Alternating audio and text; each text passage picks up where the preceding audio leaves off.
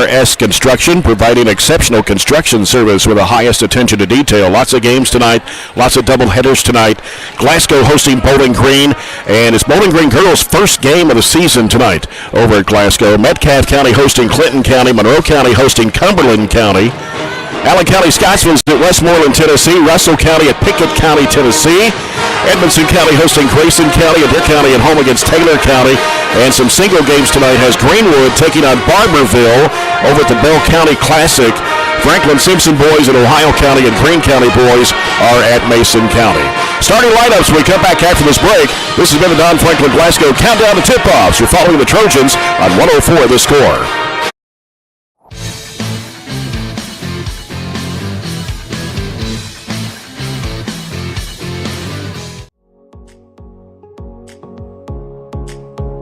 I'm super proud of what we've been able to build in the last few years in our program. Our goal has always been to set students up for success. But what this does is I think it is a game changer because it creates that next step of connections for students to what we're doing in the curriculum and allows them to really see hands-on what nobody else gets to see. I've absolutely loved the past 4 years being in biomed. I have got so many wonderful opportunities and it has prepared me so much for my future. I really feel like our rigorous curriculum really prepares them for med school, physical therapy school, pretty much any graduate medical degree. Our table is a great asset. It's really just a really good supplement to help their learning. Barren County High School is very fortunate to offer multiple career pathways. The biomedical pathway is just one of those, but our focus is always to have students hands-on experience that prepare them directly for the career that they're going to have when they graduate.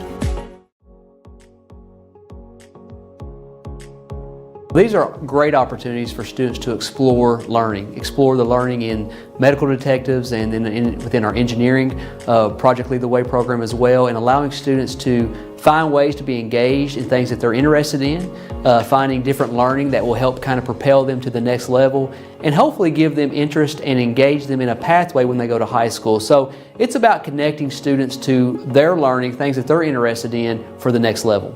The thing that I really like about Project Lead the Way is it gives kids the opportunity to come in, think for themselves, and they're designing solutions to real-world problems. And everything that we do is based upon a real-world problem. I'm still doing Project Lead the Way from time to time. And it's inspiring me to go on and to learn more what I want to do. We give the kids an opportunity to understand engineering, see engineering, and then say, hey, is this something you actually want to do in the near future? Here at the Business Department, we offer 5 different career pathways: accounting, admin support, entrepreneurship, management, and marketing. We're also adding travel and tourism to our department also. Name one career field that doesn't use business skills. You can't, because business skills translate across all careers. Well, the FBLA and the business pathways are so much fun, and the teachers are amazing. Miss Wright, Miss Rush, and Miss Childress are like my moms at school, and they're awesome. I personally love the marketing pathway, and that's the pathway that I have completed. And so it's a lot of fun, and you get to do co-op your senior year if you've completed the pathway. My co-op is amazing, and I love it here. But the business pathway just has allowed me so many new opportunities to meet new friends. My best friends are in the business pathway, and I met them when I was freshman. And we have just completed this pathway together and had so much fun.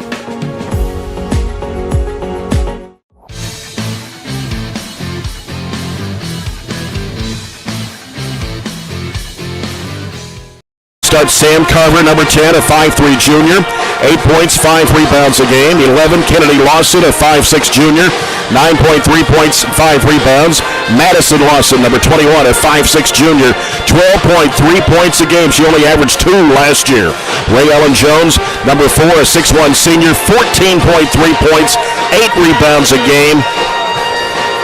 Only scored 5 points a game last year for the Lady Raiders. And Riley Jones, number 23, a 5'7 senior who averages 6. Barren County Trojanettes and her 9th-year head coach Piper Lindsay, her assistant coaching staff Scott Chapman, Brent Spillman, and Michael Toms.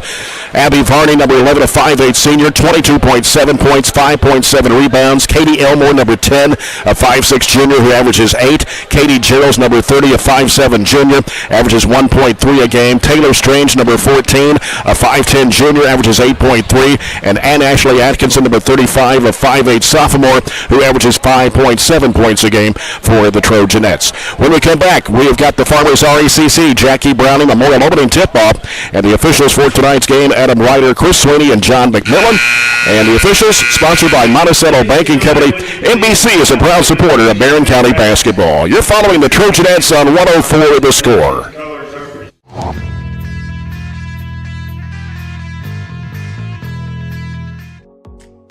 I have been taking ag class since my 8th grade year. In 8th grade, I was able to be the BCMS FFA secretary, and that's when I first started falling in love with FFA and ag classes. It has made me such a better public speaker. Before FFA, I was scared to get up on the stage and give a speech or even perform with the drama club. But now it has helped me become a better speaker, a better leader, a better server as well, because FFA is also very service-based, and it's really has helped me come out of my comfort zone. Either learning about animals or being outside in the greenhouse. My SAE project is a farm-to-table cookbook. I like to cook, so I thought that I would make a collection of recipes that you can get the products for here in Barren County. Being able to see them make the connection between what they're learning in class, how to grow and produce their own food, that hands-on learning piece that they might not get otherwise. And so that's really rewarding for me. Medical Detectives is part of the Project Lead the Way curriculum, a feeder to the biomed program at the high school. One of the things that I really enjoy about this class is that it does expose the students to a number of different medical careers and give them ideas that there are numerous potential career opportunities for somebody in the medical field. I would definitely recommend the class for someone who has interest in medical sciences. And you'll learn a lot about the brain, vital signs, and just all around a lot about science. Classes that we're offering here with Project Lead the Way, it allows them to have those real-world problems where they're able to connect with each other, connect across soft skills that they're able to develop and work through those problems together. And so within our school, within our district, we provide lots of different opportunities for students to learn, to grow. And so that's what our goal here is at Barren County Middle School, is to empower students through our learning opportunities.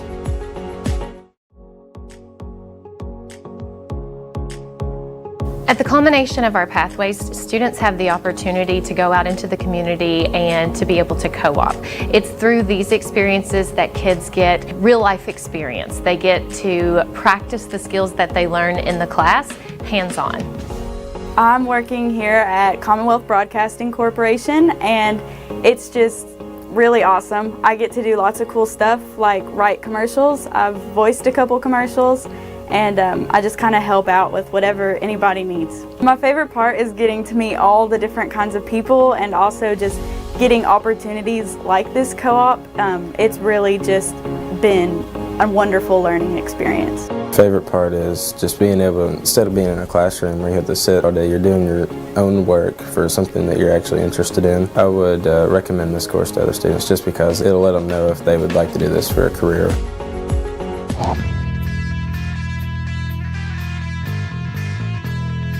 You're following the Trojans and Trojanettes on 1230 AM and 104.7 FM, WCDS Glasgow, and online at 104thescore.com.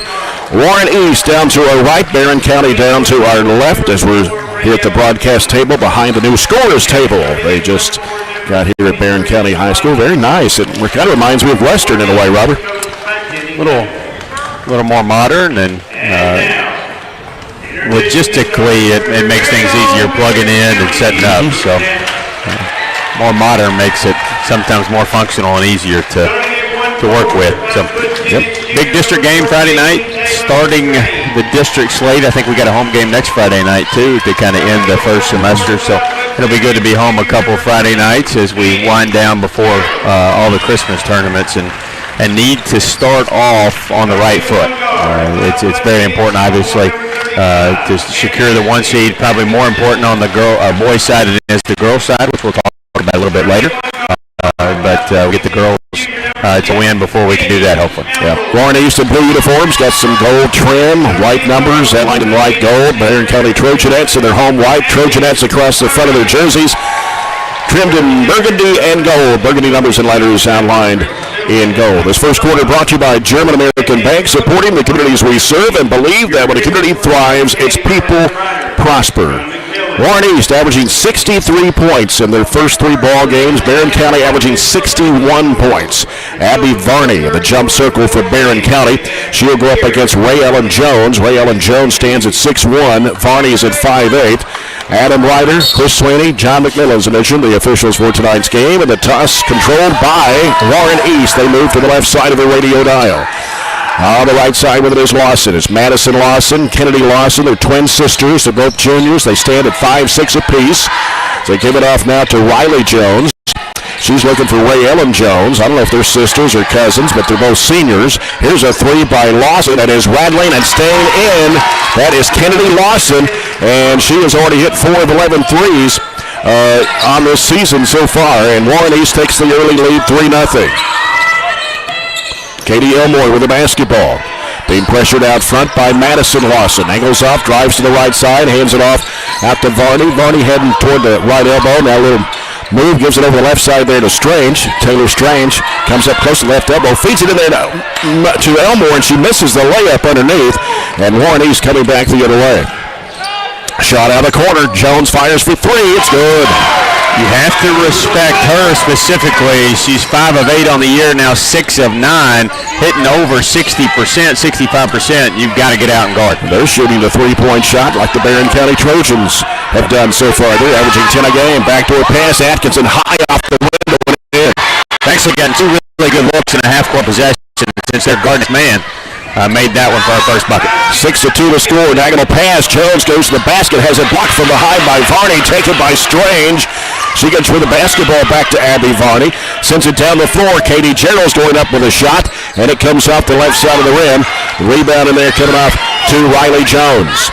Gets with the basketball to Madison Lawson. Lawson dribbling down, going to the basket, puts it up. She gets bumped there by Varney, and that'll be the first foul of the basketball game, which will send Lawson to the free throw line for 2 shots. And on the season for Madison Lawson, I was looking at the free throws as a team. They're 30 of 53 on the season for 56.6%. Again, Madison Lawson only averaged 2 points a game last year, and she has averaged 12.3 in the first 3 ball games this year for the Lady Raiders. She missed the first free throw. She'll have 1 more. Very unfortunate Abby picked up that foul, and it was a miscommunication on defense. She just had to rotate over and prevent a layup, but we can't afford to get her in foul trouble.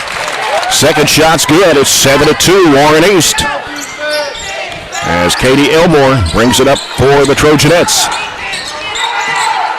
Elmore gets across the timeline, and a bad pass. Turnover by Barren.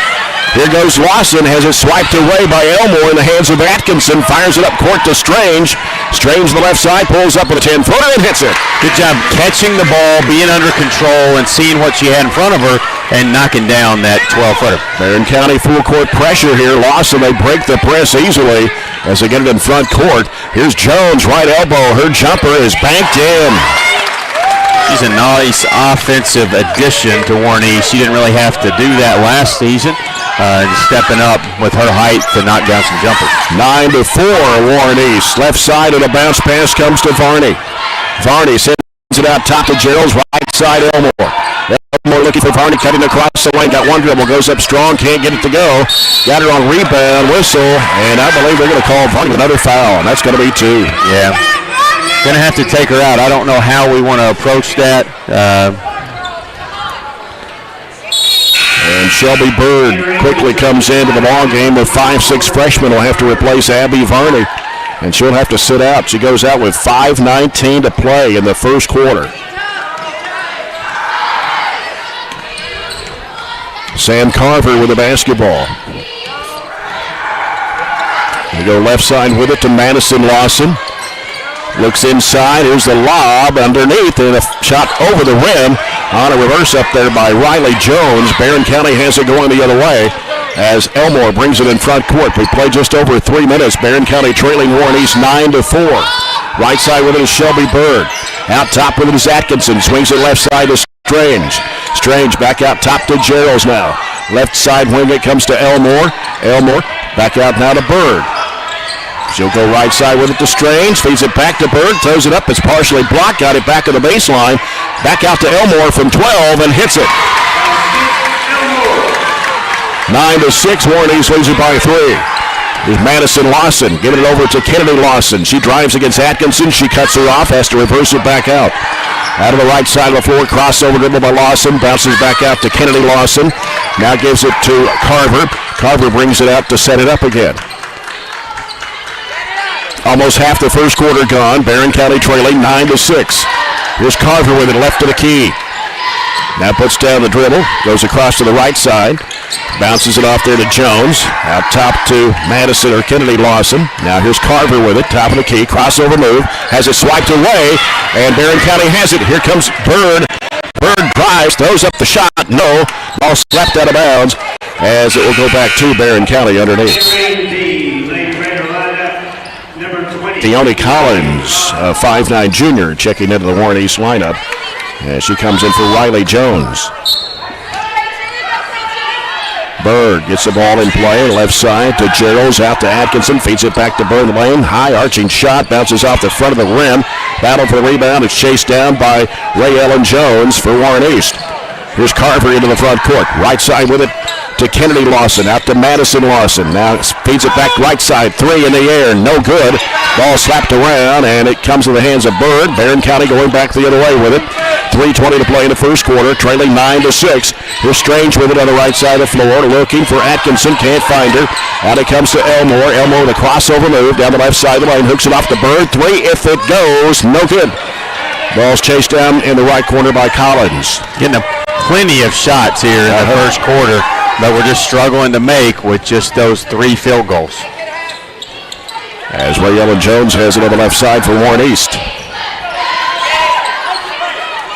Now puts down one dribble, hands it off to Carver. Carver circling around to the right, bounces it off to Kennedy Lawson. Can't shoot, they go inside there. Here's Collins putting it up and in.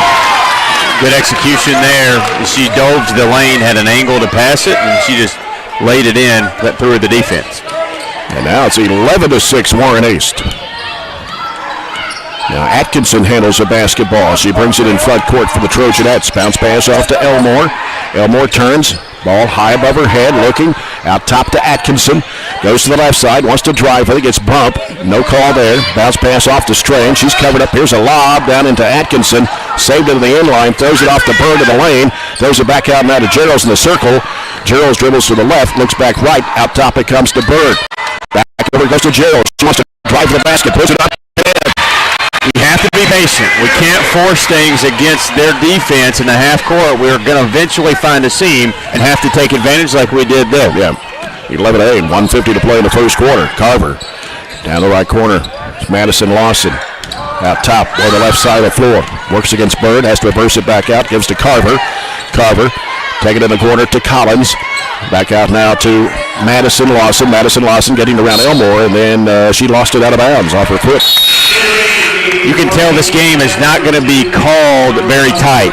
We've only had 2 fouls. Unfortunately, both of them are on Abby, but 2 fouls the whole game, and there's a lot of bumping, a lot of hand checking, a lot of physicality, especially around the rim. Got Lydia Jones, number 2, a 5'7" junior, averages 7.5 points a game for Warren East. Elmore off to Gerald's. Gerald's looking inside, covered up by Collins. Right side, Strange for 3, no good. Crashing the board is Katie Gerald's. Going back up with a strong shot it over the rim. Ball comes back off the bird. She'll throw it up off the window and in. Stayed with it there, got 3 looks, and we saw us actually ramping up that physicality a little bit and answering the bucket. 11-10, Barren County back within 1. Just under a minute to play. Knocked away, stolen by Bird. Shelby Bird driving to the basket. Throws it up over the rim, rolled it off.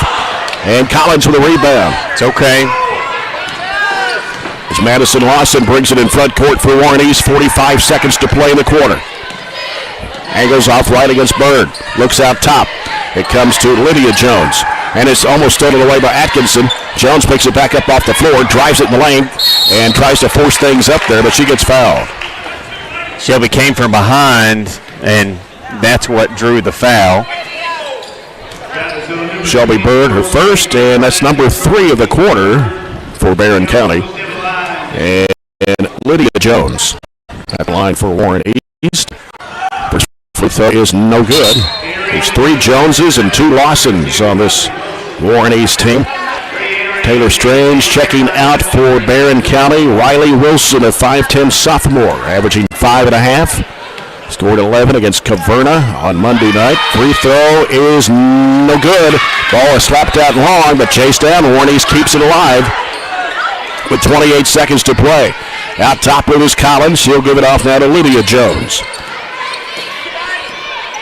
Down to 20 seconds. Angles off right. Atkinson trying to stay with her. Here's Kennedy Lawson left side, reversing back right.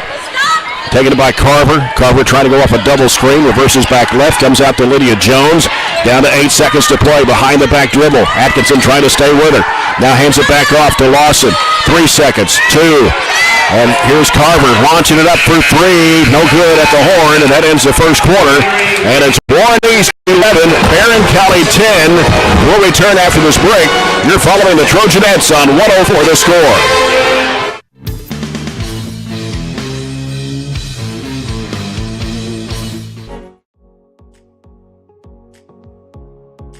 So this class is responsible for growing produce and flowers, hanging baskets, and different vegetables in our school greenhouse that we sell to the public. We also use the produce that's left over after our annual plant sale to grow here in our raised garden beds, and then we harvest that produce throughout the summer. And then all of that produce gets donated to the Barren County Reads and Feeds program here that we do within our school district. I have been taking ag class since my 8th grade year. In 8th grade, I was able to be the BCMS FFA secretary, and that's when I first started falling in love with FFA and ag classes. It has made me such a better public speaker. Before FFA, I was scared to get up on the stage and give a speech or even perform with the drama club.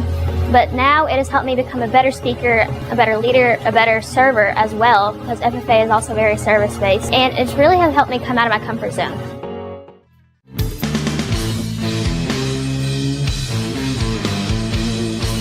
And more from tonight's Barren County sports section on 104thescore.com and the 104 The Score Facebook page. 11-10, Warren East leading Barren County as we start the second period. Right side it goes to Bird. Bird will send it back out top to Gerald's. Gerald's dribbling to the right side, looking back left, gets rid of it off to Elmore. Elmore around the top of the horn, crossover to the left. Now pulls up, throws it off the right side to Gerald's. Back out to Shelby Bird. Bird now putting down the dribble. Looking for Elmore, can't find her, cutting across the lane to give it over to Gerald's on the left side. And now Gerald's picks up her dribble, goes right side with it to Elmore. Elmore looking inside, covered up there by Lawson, wants to drive with it, hands it off to Atkinson, fires it up out of the corner, it is no good. And the ball is loose, and Bird trying to go for it, along with Lawson on the floor, scrambling, and what do we have here? Going to have a foul. And it will be charged to Warren East. It'll be on Madison Lawson. That is her first. And the first foul of the basketball game against the Lady Raiders. Second quarter brought to you by Southern States Glasgow Co-op. Jay Turner with Robert Bauer acts as our studio producer. And here's Katie Elmore with the basketball. Bounce pass left elbow. Katie Geralds hands it off to Bird. 3 in the air. No good. And the rebound comes off to Kennedy Lawson for Warren East. Long pass to Madison Lawson, the left side. Reverses out of the corner. Still on the dribble. Works against Shelby Bird now. Sends it back out front to Carver.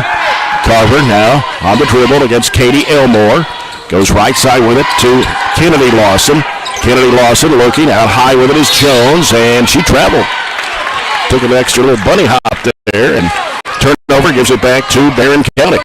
We actually did a really good job not turning the ball over, forcing them into, now they have 5 turnovers and we only have 1. So we got to find a way to score the basketball now. Yep. Warren East in a 1-2-1-1. Here's a diagonal pass off to Geralds. Feeds it in the lane to Bird. Gathered it up and puts it up and in for her second field goal of the ball game. And it's 12-11. Barren County takes their first lead of this basketball game against Warren East. And here's Madison Lawson, and reverse it out of the right wing. Looks for help, covered up by Atkinson. Going to have to hurry. And 5-second count. What do they call it for steps? It was close to a 5-second count, if that. Back-to-back turnovers allowed us to take the lead. Now we got to extend the lead, and doing all that without Abby out there really is helpful. Yep, Abby Varney went to the bench with 2 fouls at the 5:19 mark of the first quarter. Only played 2.5 minutes. Here's Atkinson. And Atkinson hop there, but got away with it. Here's Katie Elmore on the left side. Elmore working around the top of the horn, cuts back left. Looks, dumps it in there to Gerald to the free throw line. Back over it goes to Bird. Now Bird backs away on the dribble. Barren County up 1. It's 12-11. Right side corner is Elmore. Feeds it there to Atkinson. She goes up, has it blocked. Warren East back the other way with it. As they give it to Carver on the right wing. And now Madison Lawson over to Kennedy Lawson. Back to Madison Lawson. 5:20 to play in the first half. Russell County losing to these Lady Raiders 66-52 on Tuesday night. Of course, both teams come in 3-0. Here's Ray Ellen Jones, top of the key. Wants to drive with it. Backtracks in, fires up the jumper. No good. Gerald's with a rebound from the Trojanettes. Gets rid of it to Atkinson. Atkinson down the left side of the floor. Cuts back to the corner. Now gives it off to Elmore. Now back to Gerald's. Gerald's halfway to the corner, left-hand side. Out to Shelby Bird. Thought about the three. Now Bird getting pressure out there from Madison Lawson. Now Gerald's with it, coming around the top of the horn, gives it to Riley Wilson, trying to go up, and got her on rebound, puts it back up and in. Good job. She fouled on the first try. I thought so too, but she was physical through the contact. She played through it, stayed with it, and didn't let that contact knock her off the angle to go get the offensive rebound for her first bucket. And Barren County leads at 14-11. 4:26 to play here in the first half. Ray Ellen Jones out to Kennedy Lawson. Now gives it to Carver, right side of the circle. Carver on the dribble. Now works with it against Elmore out front. Takes it to right side, slapped it over her hands and out of bounds. Here's what I would like to see us do. We have a little bit of room, but we don't have a lot of depth. But I would like us to adjust our defense to the way the game's being called. Get out there and handcuff them, get out there and really pressure them and force them into some more turnovers. Make it difficult for those ball handlers. And there's a turnover right there. Barren County comes up with it. Elmore into the front court, right side to Bird. Down the corner, here's Katie Gerald. The shot won't go. Wilson puts it back up and in. That's how she scored a lot of her points the other night. We're off offensive rebounds, and right there, just keep it up high and put it off the window. Back-to-back buckets for her, extend the lead to 5. And it is 16-11, 3:40 to play in the first half. Carver getting it out to Madison Lawson. Top of the key, lets it go for three. No good, missed it badly. Coming out of it with it is Elmore. She wants to push it down the floor on the right side. Elmore crashes in. Shot goes up, and they're going to call an offensive foul. That is not a good call. Not a good call by the side official there. She was turned sideways, but I do think the underneath official probably had the same call. Timeout Warren East off of that turnover and foul by the Trojanettes. Yeah. 3:29 to play here in the first half. Barren County 16, Warren East 11. Let's look at the Coca-Cola scoreboard. Last night there were about 3 games played, 2 girls games, 1 boys game. Caverna losing to Hart County girls last night 83-14. Franklin Simpson girls beat South Warren 71-30. And in the boys game, Hart County 58, Caverna 57. And I've got some updates on quarter scores here. Bowling Green girls up over Glasgow after 1. It's 13-11 Bowling Green. Westmoreland, Tennessee leading Allen County Scottsville girls 13-12 at the end of the first quarter. We talked about somebody had posted that they had Franklin Simpson number 1 in the region in their poll. That's not the overall poll, but you see, I'm a little surprised at the margin they blew South Warren out. Yeah. I think they're good. I don't think they're the top team in the region until they maybe earn it and knock us or Bowling Green out, but I still think they're a good basketball team. Ray Ellen Jones, left wing, high arching 3, air ball, and it's going to go, no, they're going to say Barren County touched it last. I thought Carver was over there to save it. She saved it off of looked like Elmore's leg. You can't stand and watch and take for granted that ball is going to be out of bounds. Give them a miss and an offensive second chance. They get the ball in play to Jones, now to Carver. Carver on the right wing with it for Warren East. Coming down to 3 minutes to play in the first half. Barren leads it by 5. It comes out front now to Lydia Jones. Lydia Jones dribbling the Trojan head logo. Getting the screen from Ray Ellen Jones. Angles off right the other way. Goes to Lawson. Skip pass goes left over to Carver. Carver can't penetrate. Gives it back to Lawson. Back to Carver for 3. It's off the mark. Wilson with a rebound. Wilson trying to clear defender off the cover. Gives it to Atkinson. Head up to Elmore on the left side, and she'll set it up. Elmore guarded by Lydia Jones. Bounce pass off the right side to Atkinson. Atkinson now out to Wilson. Swings it left to Elmore. Elmore looking inside. Now bounces it out to Gerald's out between the circles. Now she'll give it back to Elmore. Down to 2:12 to go in the first half. Elmore needing some help. Bounces it off to Gerald. She's guarded by Ray Ellen Jones. Now Gerald's on the dribble. Crossover left. Hands it off to Atkinson. Atkinson down to 2 minutes to play in the first half. Feeds it in there to Bird. Puts it up in the lane. No good. Rebound Wilson. Back up and in. Good job. Shelby actually kind of cleared the path for her after the miss, and she grabbed it, kept it up, put it in again. That's her 6 point, all in the paint. Yep. And 6 of Barren County's 8 points here in this quarter. Trojanettes lead at 18-11. Here's Collins with it right in the circle. Collins putting down the dribble and has it swiped away. Good defense by Wilson and Elmore. Elmore comes up with it. She drives through traffic, goes to the basket, puts it up too strong. It's Bird putting it back in, and a foul. You push it and sometimes try to make something happen, and even if you don't, if you have teammates that run the floor with you, they're there to help you get that offensive board, back-to-back offensive boards, and we get a chance to add an and one here with Shelby. Shelby has played well early in the year. I think she's got a bright future. I've said that before, but she just goes out there and plays. She don't think about it. She just sticks her nose in there and goes and plays, and she's not by any means replacing Varney, but making up some of those minutes that Abby's not able to play here in the first. Bird's free throw, too strong. Ball hits the floor and is taken by Madison Lawson. Shelby Roy with 6 points here in this half. There's a fall-away shot, off-balance shot by Madison Lawson for her first field goal. Knocked down a free throw early. It's 20-13. Barren was on a 10-0 run. Yeah, that's the first field goal of the quarter, isn't it? Actually, a 14-0 run. It was 11-6 Warren East at one time. So we're down to 1 minute to play in the half. Right side with it is Gerald's. Gerald's working around the top of the key. Over the left side, it goes to Elmore. Elmore trying to make a move. Gets cut off, drives into the lane, throws up, trying to throw up the shot. Bounces off of Wilson. Out to Atkinson from 17. It's really out. Rebound. Gerald's back up. No good. And down to the floor with Madison Lawson. Gives it to Collins. 37 seconds. Pull up from the right elbow. No good. Gonna have a foul. Somebody over the back. That's Breland Wardlow who checked in.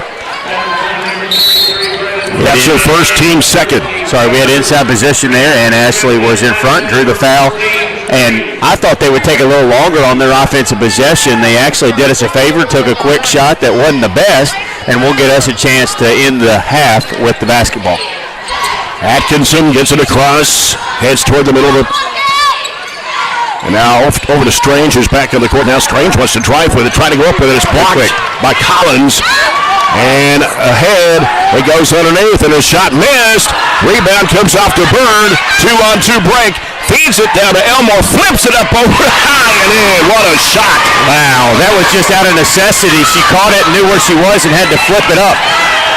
And a long three at the horn, air ball grabbed by Wilson. That's the end of the first half. It's Barren County 22, Warren East 13, as they held the Lady Raiders to only 2 points in the second quarter. We'll be back with our halftime report after this break, as you're following the Trojanettes on 104 The Score.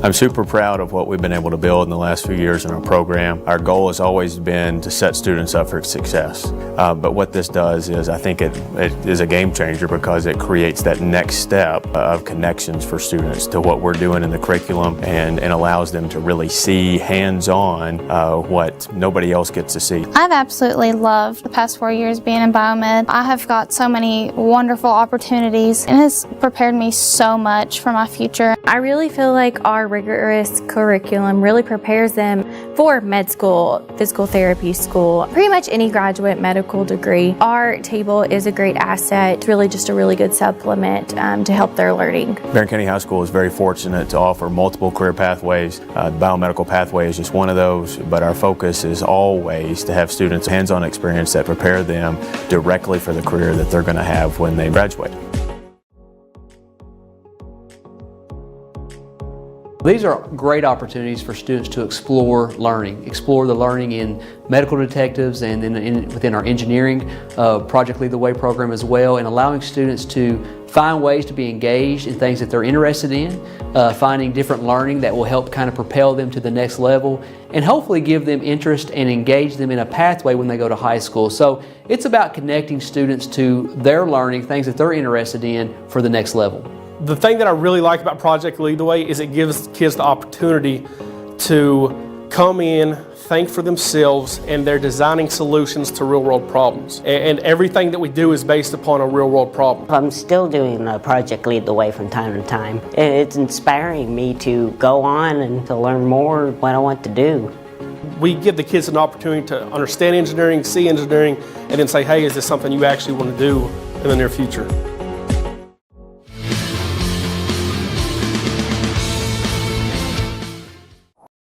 Time here at Trojan Gym with Barren County Trojanettes lead the Warnies Lady Raiders 22-13. Our halftime guest tonight is the superintendent of Barren County Schools, Mr. Bo Matthews. Sir, it's always good to see you. Hey, good evening, Jay. Hey, thanks for having me on. Yes, sir. And being the voice of the Trojans. That's for many years. Well, 28. 28. Who's counting? That's not too many. That's right. Yep.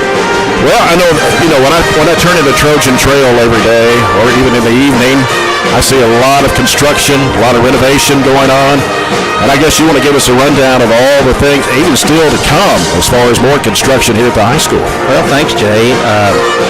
We're winding down a great start to our school year. The semester's about to end. We just received our state assessment data, and we're very pleased with how well our schools and our students are doing. We're going to be working on ways to improve from that point.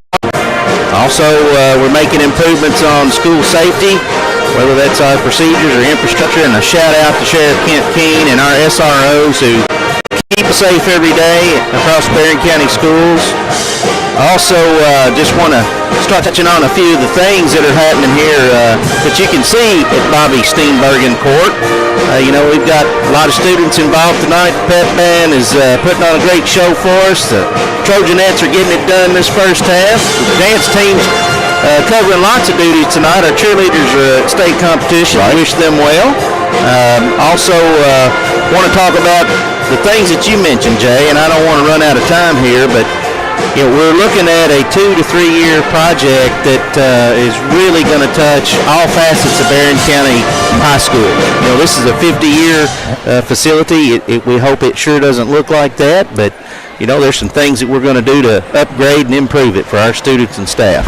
Of course, we got new bleachers in the upper level now. Added those bleachers, and I think the possibility, or I guess it's in the plans of having new chairbacks. Jay, that's we'd like to have gotten it done before basketball season, but yes, all of our chairbacks are going to be changed out after basketball season. There's going to be a new railing system that comes to our gymnasium, and then up in the corner there behind the scoreboard, the Jumbotron, there's going to be an elevator to get our patrons up to the second level. That's been a long-standing request that's come to my ears over the years, and we're excited to have that completed, all this work, just before graduation this year in the gymnasium. And then we got a new baseball press box going up right now. That's been on the drawing board for several years. It's been derailed due to different priorities that had to happen in the district, but we found a window to be able to do it, so we're going to touch baseball and make some improvements down there for our baseball program. We're excited about that. Big things are going to happen really after the school year ends in 24, and that's going to be, we're going to go in and upgrade our kitchen, our cafeteria, and that's going to have new classrooms for our ag program, and the dominoes are just going to keep falling. We're excited about what we're going to be able to do for our ag programming space for our students and staff, and we're also going to go outside and we're going to bring in a state-of-the-art animal processing space to our barn out back for our programming, and that's going to be something that's number one in the state. We can't wait to get that up and running for our kids. I know we touch on the new art gallery being built here on campus. Jay, that's a wonderful partnership that has come about from through our Ed Foundation and some donors here in our community that wanted to see that come to life here on our campus at Barren County High School. It'd be unique to any high school in the state of Kentucky, and that's going to take up some space right in the front of our building, just adjacent to the auditorium. So excited about that. New extended parking lot. We'll have some more parking. We never have enough parking, it seems. I noticed we're already at grass everywhere you can park on top of the hill. So, yeah, we're going to add some additional parking. What's the latest on the access road? I know there's plans. We bought some land or something that it may be down the road, though. But Jay, I thought I'd ask about that. No pun intended there. But, Jay, I will say this. We've outgrown our infrastructure here on the hill, and the board and certainly our parents and have asked us to find better ways to move on and off of our campus, and we're going to be able to do a drop-off in the rear of the middle school, in the rear of the Trojan Academy, in the rear of our high school to hopefully distinguish a major difference between our bus traffic, our car traffic, and our staff being able to get here and get to work. And we've heard that for a number of years, but we'll finally have the pieces to the puzzle to be able to address that. Yeah. Lots of things going on here on the campus, and a lot of people that I talk to say, gosh, you guys are like a small college campus with all the different buildings and programs that we have to offer. Well, it's all about opportunity, and we've got a tremendous staff that put their minds to work for our young people, and I feel like our high school and our district second to none. Yep. Merry Christmas to you. Merry Christmas to you. Hey, let's pull the Trojanettes through. They're after another district title, I can tell. That's right. Let's see if we can't get a doubleheader win here tonight. Love it. Good to see you, Bo. All right. Good to see you. Thank you, sir. Appreciate it. Mr. Bo Matthews, Superintendent of Barren County Schools, our halftime guest. We come back, get ready for the second half in a moment here on 104 The Score.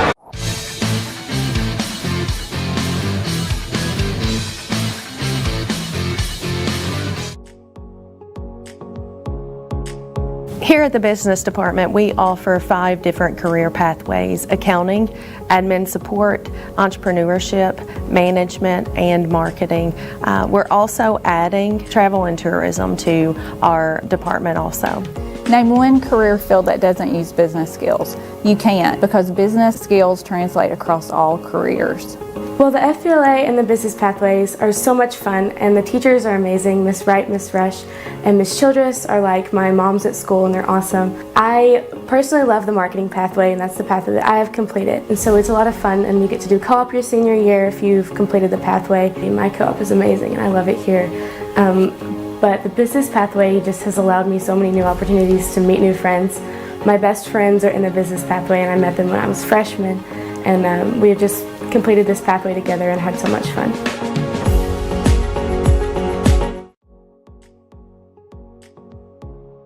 Either learning about animals or being outside in the greenhouse. My SAE project is a farm-to-table cookbook. I like to cook, so I thought that I would make a collection of recipes that you can get the products for here in Barren County. Being able to see them make the connection between what they're learning in class, how to grow and produce their own food, that hands-on learning piece that they might not get otherwise. And so that's really rewarding for me. Medical Detectives is part of the Project Lead the Way curriculum, a feeder to the biomed program at the high school. One of the things that I really enjoy about this class is that it does expose the students to a number of different medical careers and give them ideas that there are numerous potential career opportunities for somebody in the medical field. I would definitely recommend the class for someone who has interest in medical sciences, and you'll learn a lot about the brain, vital signs, and just all around a lot about science. Classes that we're offering here with Project Lead the Way, it allows them to have those real world problems where they're able to connect with each other, connect across soft skills that they're able to develop and work through those problems together. And so within our school, within our district, we provide lots of different opportunities for students to learn, to grow. And so that's what our goal here is at Barren County Middle School, is to empower students through our learning opportunities.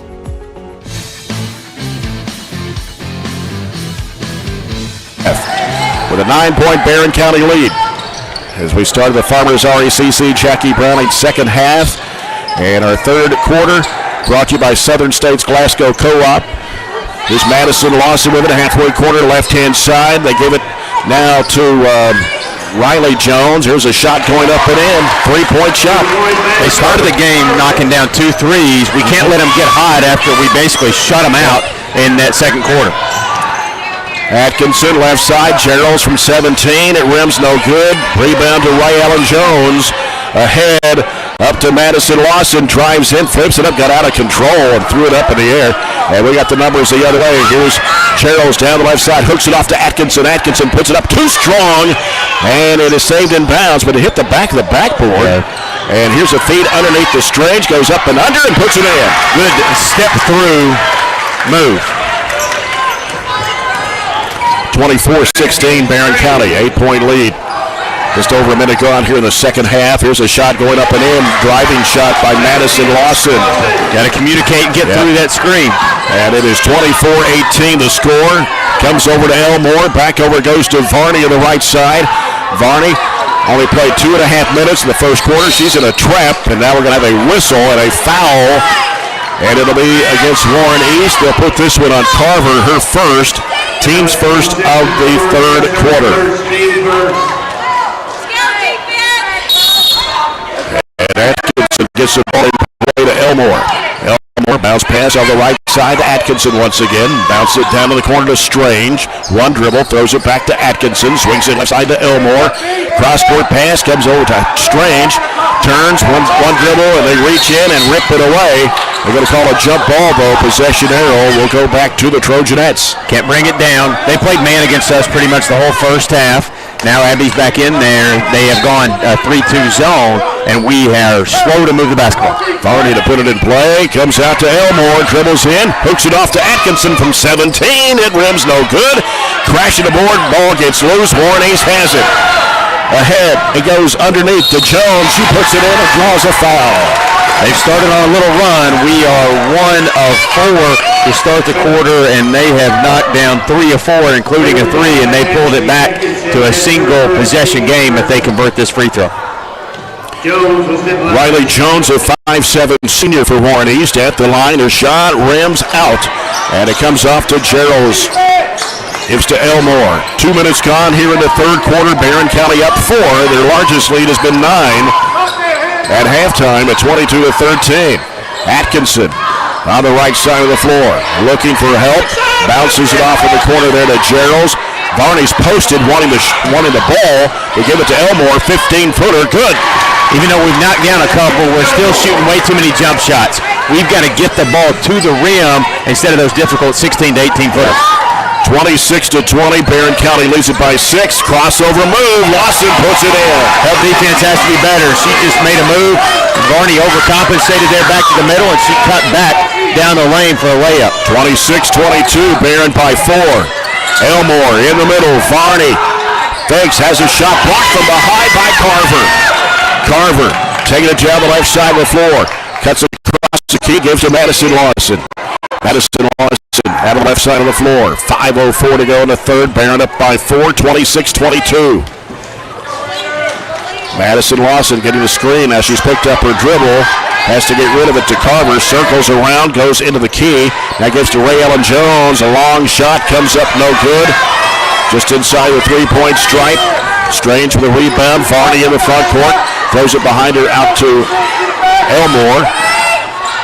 Goes back left side to Varney. Varney sends it back over to Elmore. Feeds in the middle there to Strange. Throws it up and in. Off balance. Yeah, that middle is open against the 3-2. You got to float the middle. You got to flash. You got to present yourself and make sure when you grab it, you turn and score it like Taylor did there. 28-22. And they get rid of the basketball. Here's Kennedy Lawson with it across the key. Feeds down to Jones. It's blocked by Gerald's. Varney with it. Down the middle. Crossover move to the bucket. Lays it up. No. Gerald's puts it back up. No good. Strange throws it back up and in. He looks at it there. We've gotten really quick in transition sometimes and really thrown it over the basket, but we cleaned up. Carver swings it up and no good. Rebound pulled down by Elmore. 3:53 to play in the third. Barren up 8, 30-22. Elmore walks it in the front court. Bounces it off now to Atkinson. Sends it down the corner to Gerald's. Gerald sends it back to Atkinson in the middle to Strange. Strange covered up, double team. They reach in and tie it up. Warren East will get the ball. Our first turnover of the quarter. That's 3 for the game. We've had 1 each quarter. That's a start difference than the 20 we've been averaging a game. But Taylor's got to possess that ball up strong around her chin instead of bringing it down to her waist, and they've tied her up 2 times in a row. Collins comes back in for Warren East. 3:33 to play in the third. Ray Ellen Jones with it on the left side for the Lady Raiders. Feeds it down in there to Kennedy Lawson, and she misses the layup. Strange trying to get the rebound. Kennedy Lawson got it back. Ball slapped out of bounds by Shelby Bird, just took back in. And Riley Wilson will return to the Trojanet lineup, and she will come in for Taylor Strange. That's what I call NASCAR defense. You're just trailing, running circles around. You've got to go under the screens, get through the screens, and not let them have pass to the bucket. Kennedy Lawson trying to find somebody. Comes out deep to Carver. Carver guarded out there by Abby Varney. They give it to Kennedy Lawson to the right wing against Bird. Out top to Madison Lawson. She's going to drive for the hoop. Puts it up. No good. The foul out of the floor. And the foul will be on Elmore, her second.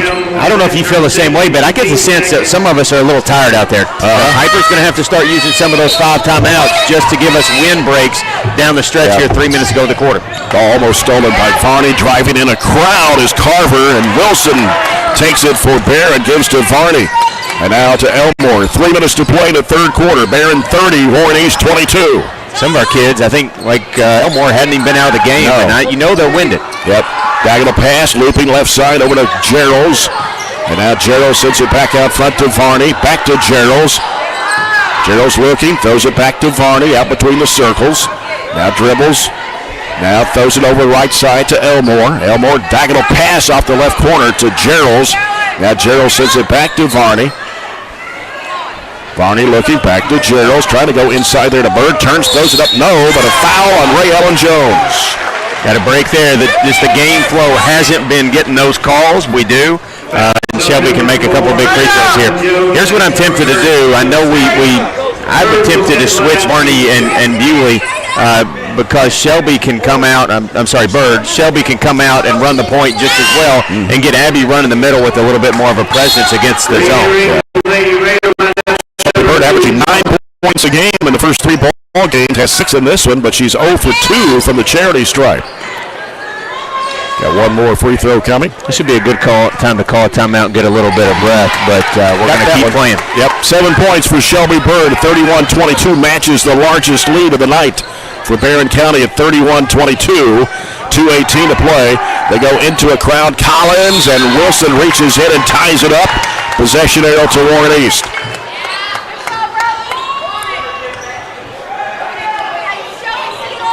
Kennedy Lawson will toss it in. Oh, hold up here a second. What's going on?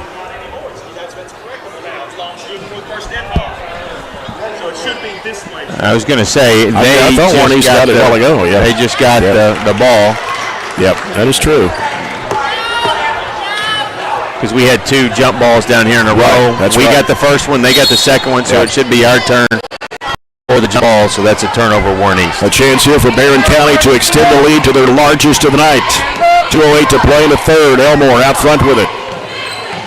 Elmore sends it down the left corner to Geralds. Back out to Elmore. Goes to Varney with it on the right side. In the corner to Wilson. Oh, trying to feed it to Bird, and then Collins saved it. Inbounds. Bird tried to go for it. Turnover by Barren County. Here's Carver. Right side over to Jones. Jones is cut off by Varney. Gives it back to Carver on the right side. Collins with it now. Grabs it. Gives it to Lawson. Kennedy Lawson now to Carver. With a minute 35 left to play here in the third period. Carver circles around to the left, bounces it off to Kennedy Lawson. Kennedy Lawson across the key. Now off to Lydia Jones. Lydia Jones trying to dig it out of there. That should be off of the Warren East player. But they're going to say Varney touched it last. I thought she went back with it and kind of pushed it out of bounds. This game's a lot similar.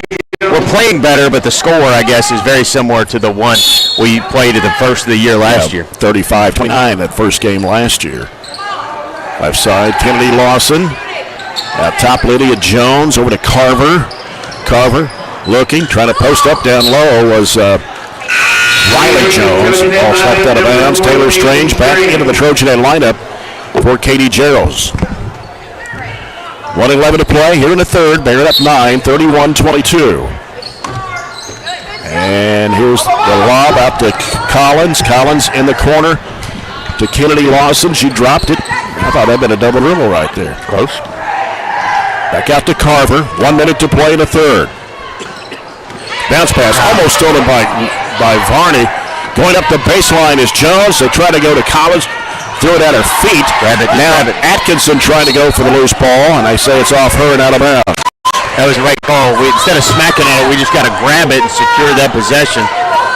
49.9 to play. Ball comes out to Carver. And now Carver dribbling the basketball. Gets rid of it to Collins on the left side. Collins looking inside, guarded by Wilson. Right elbow is Jones. Jones throws it back over to Lydia Jones. Now out to Carver. Carver, crossover move in the lane. Throws it back off to Jones with a jumper good from about 17 feet away. Didn't really look she was comfortable shooting that, but she did. Knocked it down. Yep. 31-24. 16 seconds to go in the quarter. Bird in the middle. Atkinson in the lane. Trying to dish it off, but it was batted back to her. Varney with it. 8 seconds. Off to Bird. Over goes to Atkinson. 17-footer is no good. And the ball comes off to Warren East. And that will end the quarter. After 3, Barren County 31. Warren East 24. We'll return with the fourth and final quarter of this one after this break, as you're following the Trojanettes on 104 The Score.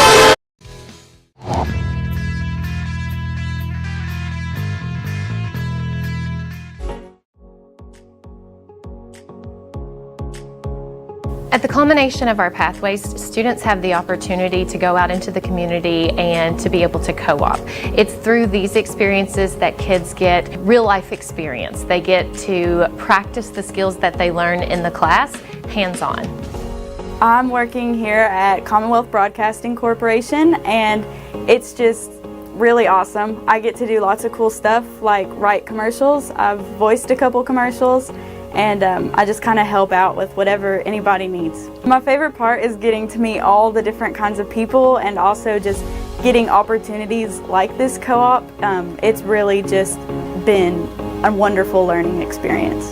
Favorite part is just being able, instead of being in a classroom where you have to sit all day, you're doing your own work for something that you're actually interested in. I would recommend this course to other students just because it'll let them know if they would like to do this for a career.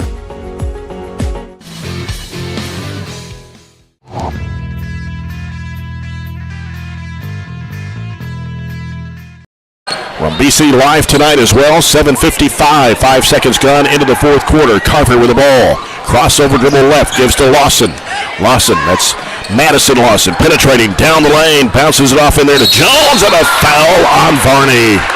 Got a little of the body, got a clean block up top, but the body was what got her third, right? Yep, and she has not scored in this game tonight. Averages over 20. 22.7 as a matter of fact.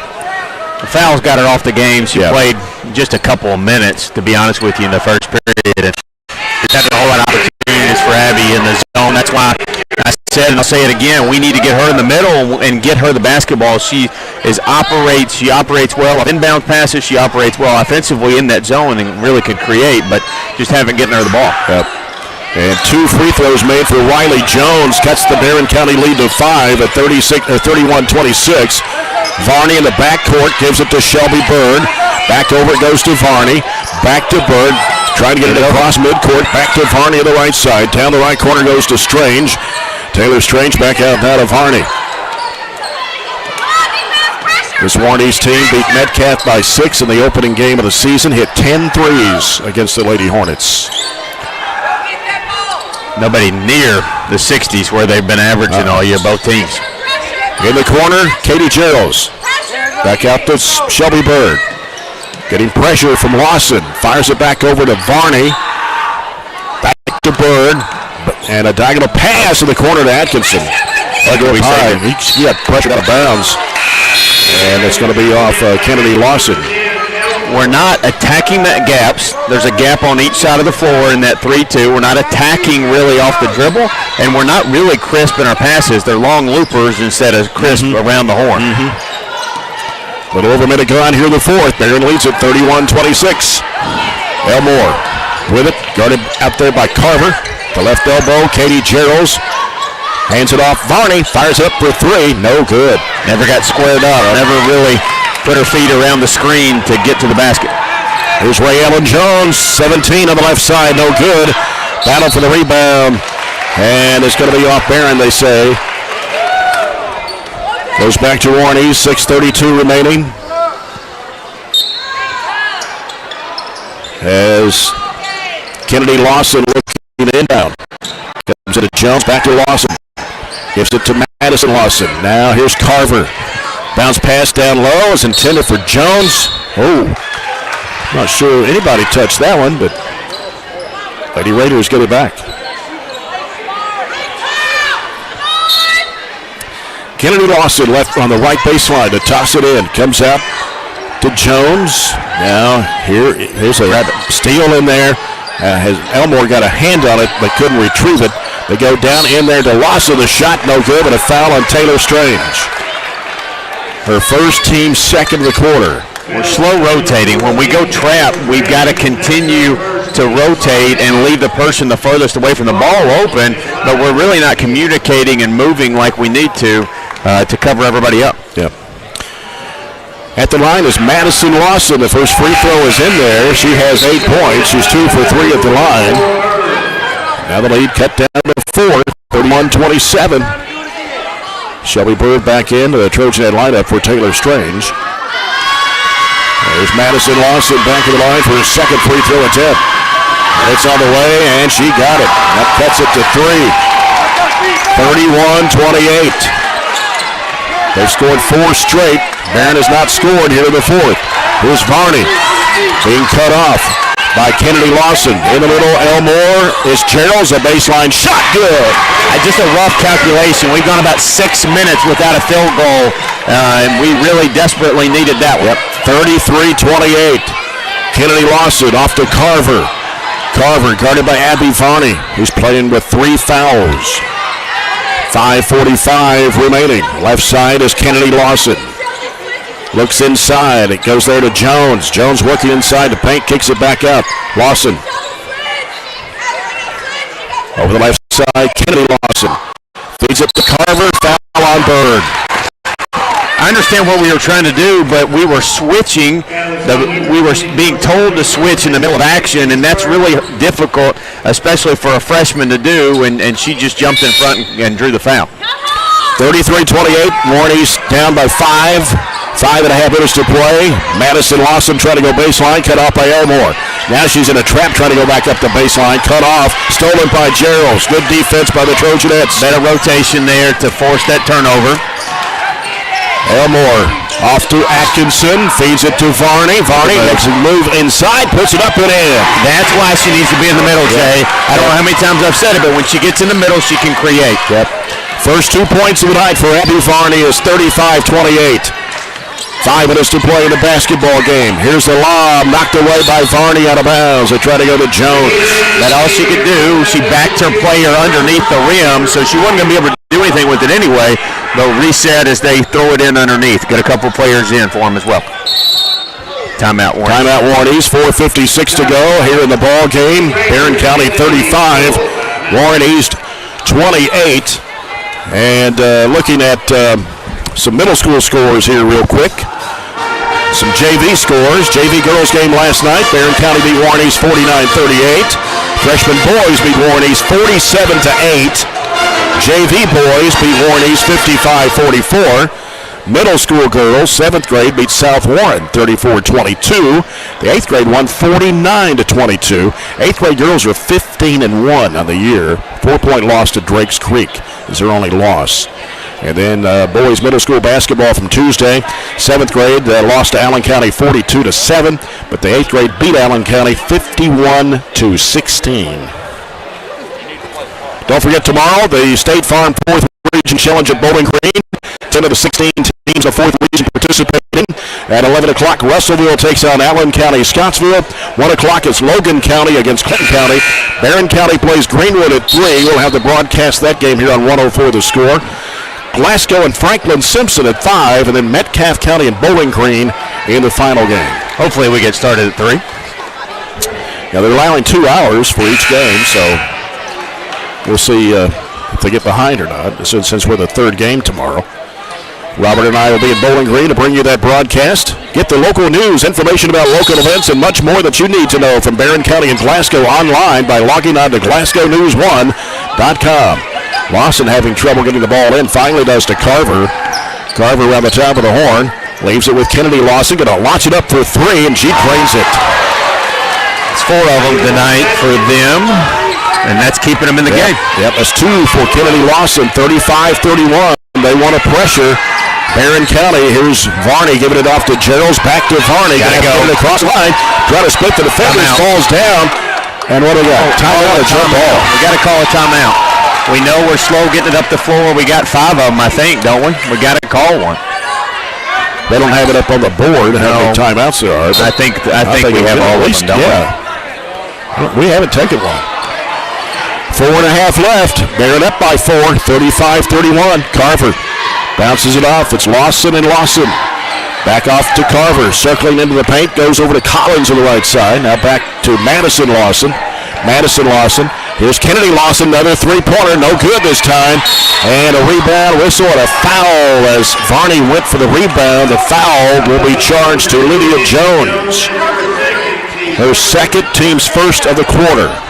They're in a 1-2-2 full court press now. They've really pressed it up. They press Metcalfe County for 32 minutes. Here's Elmore driving all the way to the basket and lays it in. That's one way to beat it. Be careful but dribble through it. 37-31. Barren County by 6. 3:53 to play in the ball game. And a forced up shot going in. Wow. Madison Lawson. That's kind of like we made earlier in the second quarter. Just a kind of a trick shot, luck shot. Cross-court pass. Atkinson to the middle of Varney. Varney at the left elbow, going to let it go. Off the back iron, rebound. Gerald's back up, no good. Warnies for the rebound. 37-33, 3:25 left. Here's Carver, working right side. Off to Madison Lawson. Can't give him space here around the 3. Putting down the dribble. Works it left, gives it to Kennedy Lawson. She may have got away with a walk. After Carver, top of the key, 3, no good. Long rebound, chased down by Elmore. They come down to 3 minutes.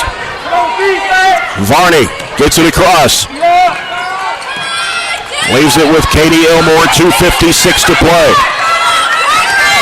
Left side with it is Varney. Covered up by Madison Lawson. Timeout. We've got Kennedy Lawson. They get the 11 and 21 backwards. So Barren County calls their first timeout of the ball game. And this timeout is brought to you by The People's Bank, your local community bank, working for you with a new location in Cave City. Coca-Cola scoreboard update. This is the Glasgow Bowling Green girls game. After 3, they're tied at 43. That's kind of surprising. I would agree. And Metcalfe County leading Clinton County girls 57-28. And Westmoreland, Tennessee leading Allen County Scottsville after 3, 30-25. Well, we got the Trojans and the Raiders coming up next. The Raiders, the defending 15th district champs, first year in the district. Last year ended up winning the district championship. And that will be a battle as well. You want a score that's completely irrelevant but interesting?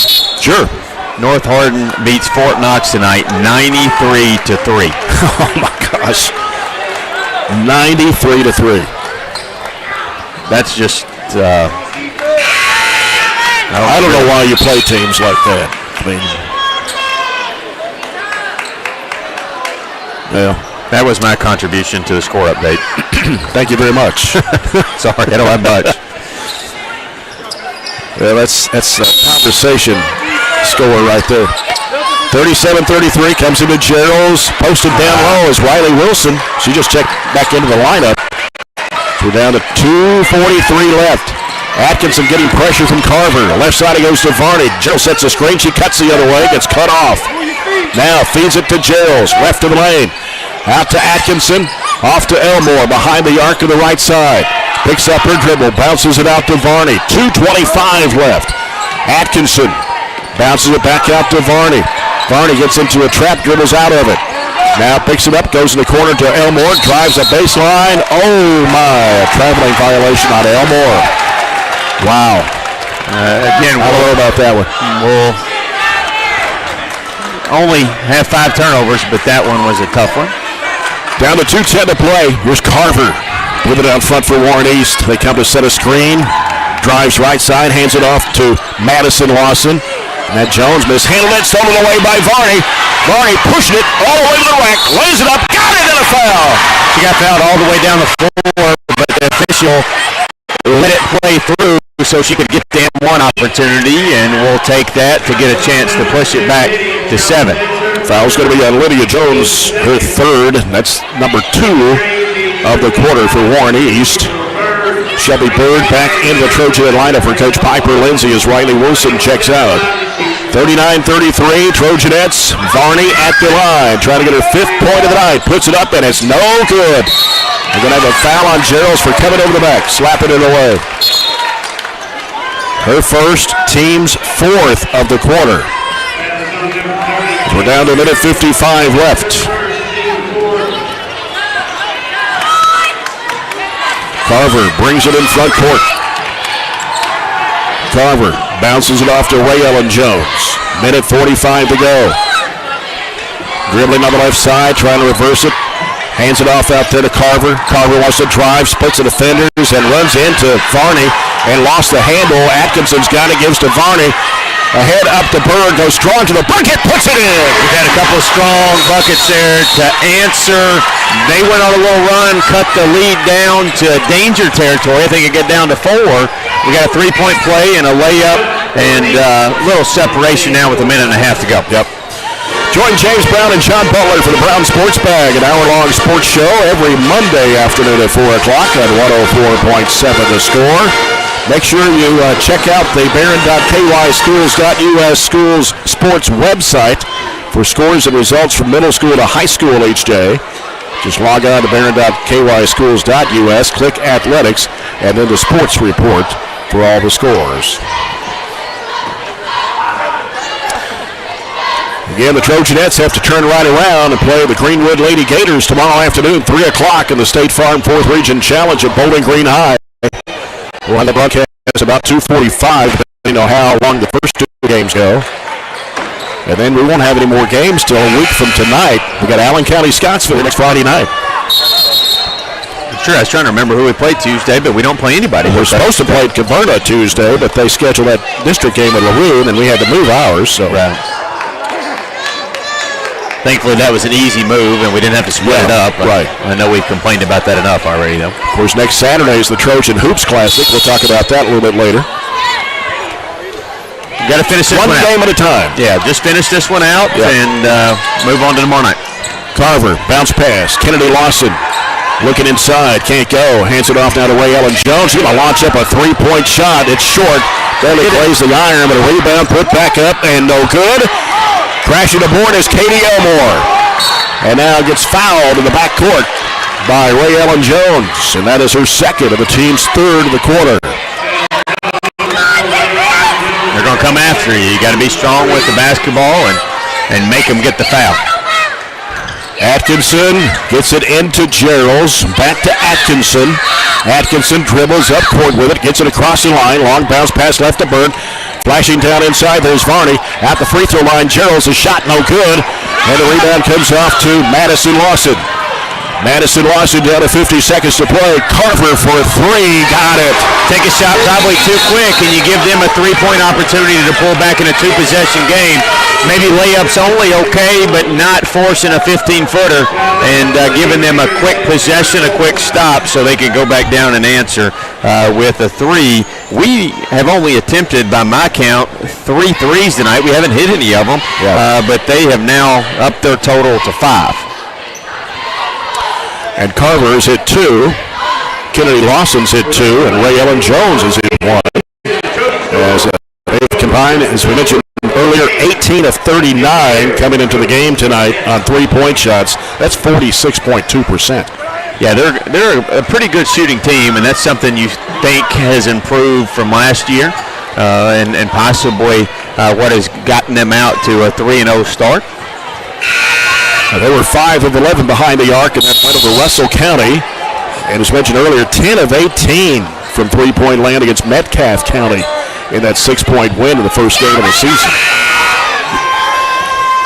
45 seconds is an eternity, but we got 4 timeouts. If we get in any sort of trouble, and we do have the arrow if it gets tied up. Yep. Full court pressure by Warren East. Atkinson looks to inbound. It comes into Varney. Varney turns up court. Clear it out. On the dribble. They come over to try to trap her, but she gets it across into front court. Now she's trapped. Now needs some help. Call a timeout. I don't think it was ever going to get it. I mean, they're on her left, her right, her front, her back, and this isn't college. We got to call a foul, especially when they're trying to foul. Yep. So 34.9 to play. Barren County 41, Warren East 36. Barren County has won 17 in a row against Warren East. 14 have been decided by 8 points or less. They lead the series 27-4, as we mentioned in our pregame report. Won all 3 times last year. Only by 6 the first time, but then pretty much a blowout the other 2 games.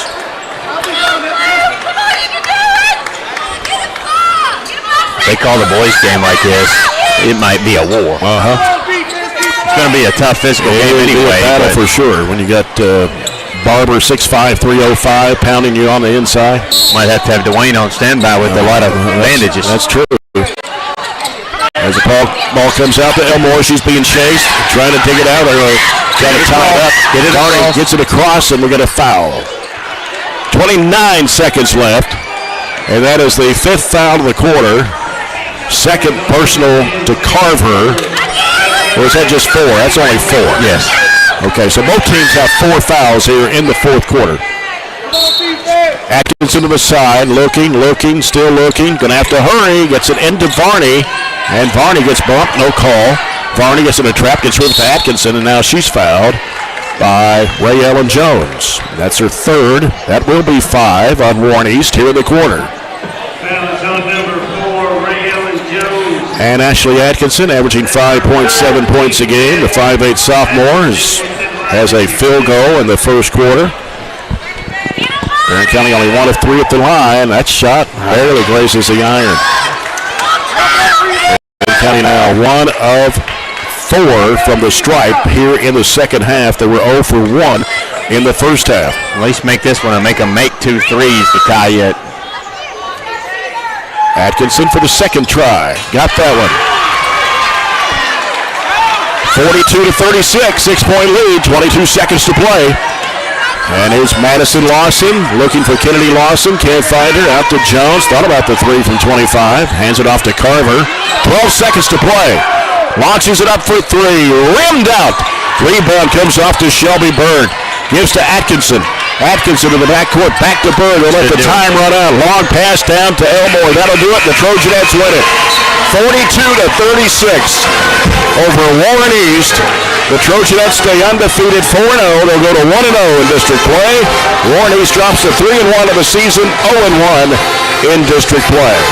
We got the post-game coverage coming up, brought to you by CPC Commodities. So we will take a 2-minute break and we'll return with the postgame. After this timeout, as you're following the Trojanettes on 104 The Score.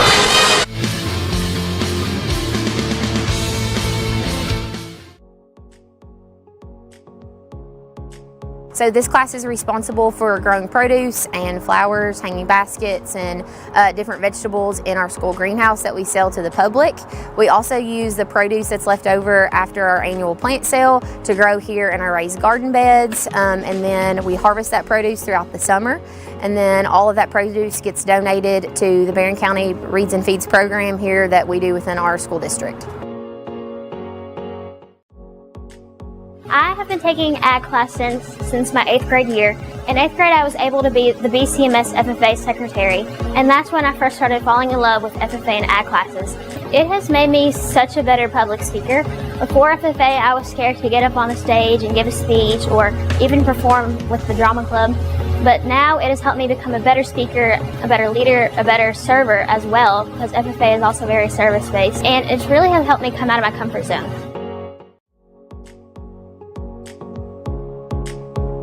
I'm super proud of what we've been able to build in the last few years in our program. Our goal has always been to set students up for success. But what this does is I think it is a game changer because it creates that next step of connections for students to what we're doing in the curriculum and allows them to really see hands-on what nobody else gets to see. I've absolutely loved the past 4 years being in biomed. I have got so many wonderful opportunities and has prepared me so much for my future. I really feel like our rigorous curriculum really prepares them for med school, physical therapy school, pretty much any graduate medical degree. Our table is a great asset. It's really just a really good supplement to help their learning. Barren County High School is very fortunate to offer multiple career pathways. The biomedical pathway is just one of those, but our focus is always to have students hands-on experience that prepare them directly for the career that they're going to have when they graduate.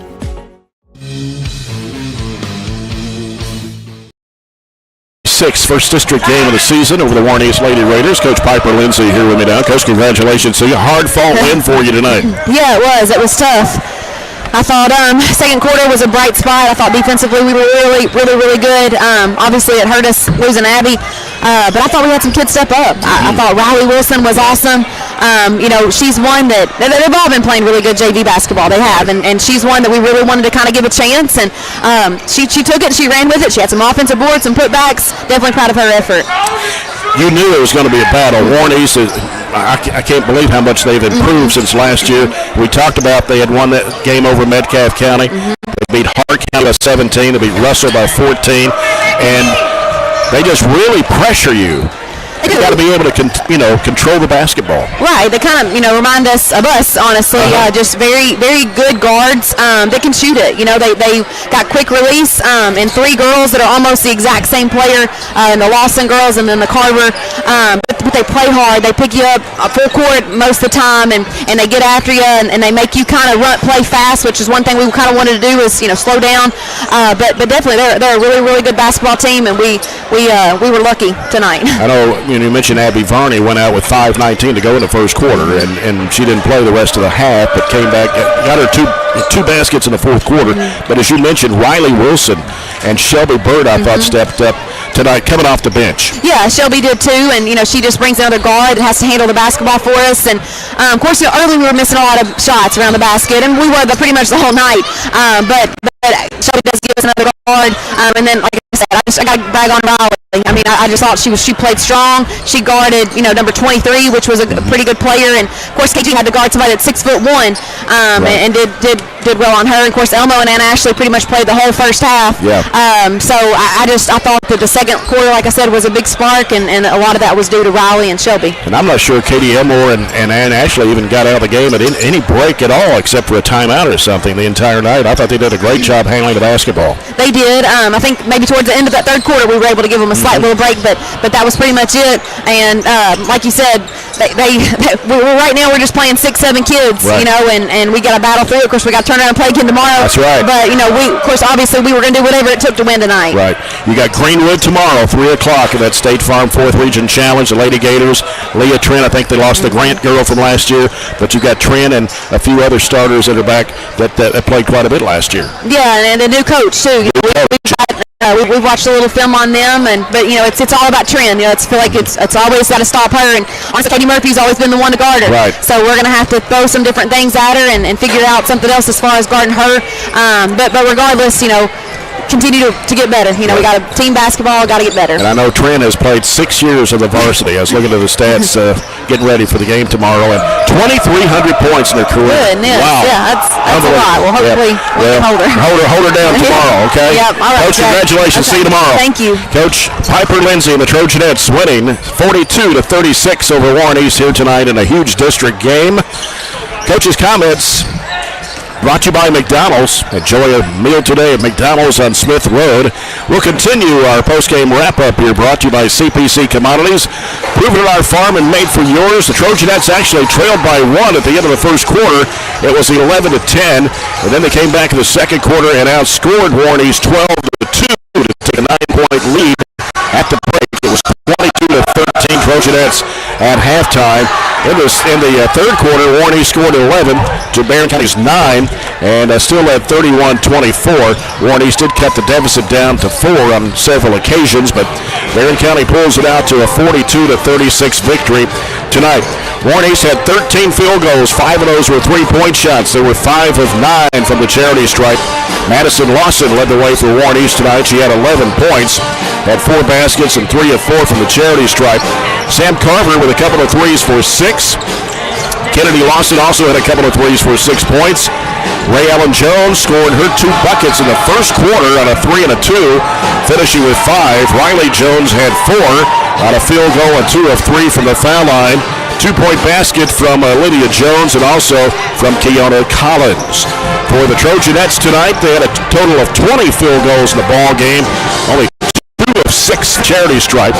And some balanced scoring tonight for Barren County, led by Shelby Bird with 9 points. She had 4 baskets, 1 of 3 from the foul line. 8 points for Taylor Strange on 4 field goals. She scored 6 of those 8 in the third quarter. Also 8 points tonight for Katie Elmore on 4 2-point baskets. 6 points for Riley Wilson on 3 baskets. 4 points for Abby Varney tonight. Again, Abby was in foul trouble the entire first half, only played 2.5 minutes of the first quarter, had to sit out the entire first half. Scored 4 points tonight. She was 0 for 1 from the foul line. Katie Jones, a couple of field goals for 4 points, and Ashley Atkinson had 3 on a field goal and 1 of 2 from the line.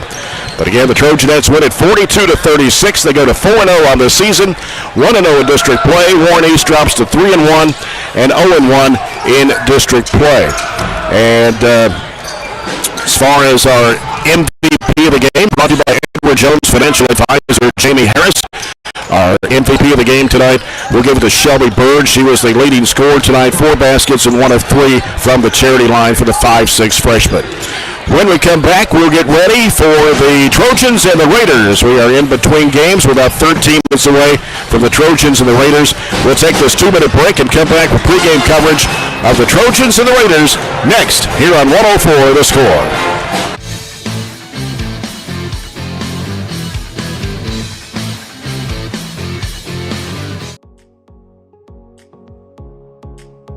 These are great opportunities for students to explore the learning in medical detectives and within our engineering Project Lead the Way program as well, and allowing students to find ways to be engaged in things that they're interested in, finding different learning that will help kind of propel them to the next level and hopefully give them interest and engage them in a pathway when they go to high school. So it's about connecting students to their learning, things that they're interested in for the next level. The thing that I really like about Project Lead the Way is it gives kids the opportunity to come in, think for themselves, and they're designing solutions to real-world problems. And everything that we do is based upon a real-world problem. I'm still doing Project Lead the Way from time to time. It's inspiring me to go on and to learn more what I want to do. We give the kids an opportunity to understand engineering, see engineering, and then say, hey, is this something you actually want to do in the near future? Here at the Business Department, we offer 5 different career pathways: accounting, admin support, entrepreneurship, management, and marketing. We're also adding travel and tourism to our department also. Name one career field that doesn't use business skills. You can't, because business skills translate across all careers. Well, the FBLA and the business pathways are so much fun, and the teachers are amazing. Miss Wright, Miss Rush, and Miss Childress are like my moms at school, and they're awesome. I personally love the marketing pathway, and that's the pathway that I have completed. And so it's a lot of fun, and you get to do co-op your senior year if you've completed the pathway. My co-op is amazing, and I love it here. But the business pathway just has allowed me so many new opportunities to meet new friends. My best friends are in the business pathway, and I met them when I was a freshman. And we have just completed this pathway together and had so much fun.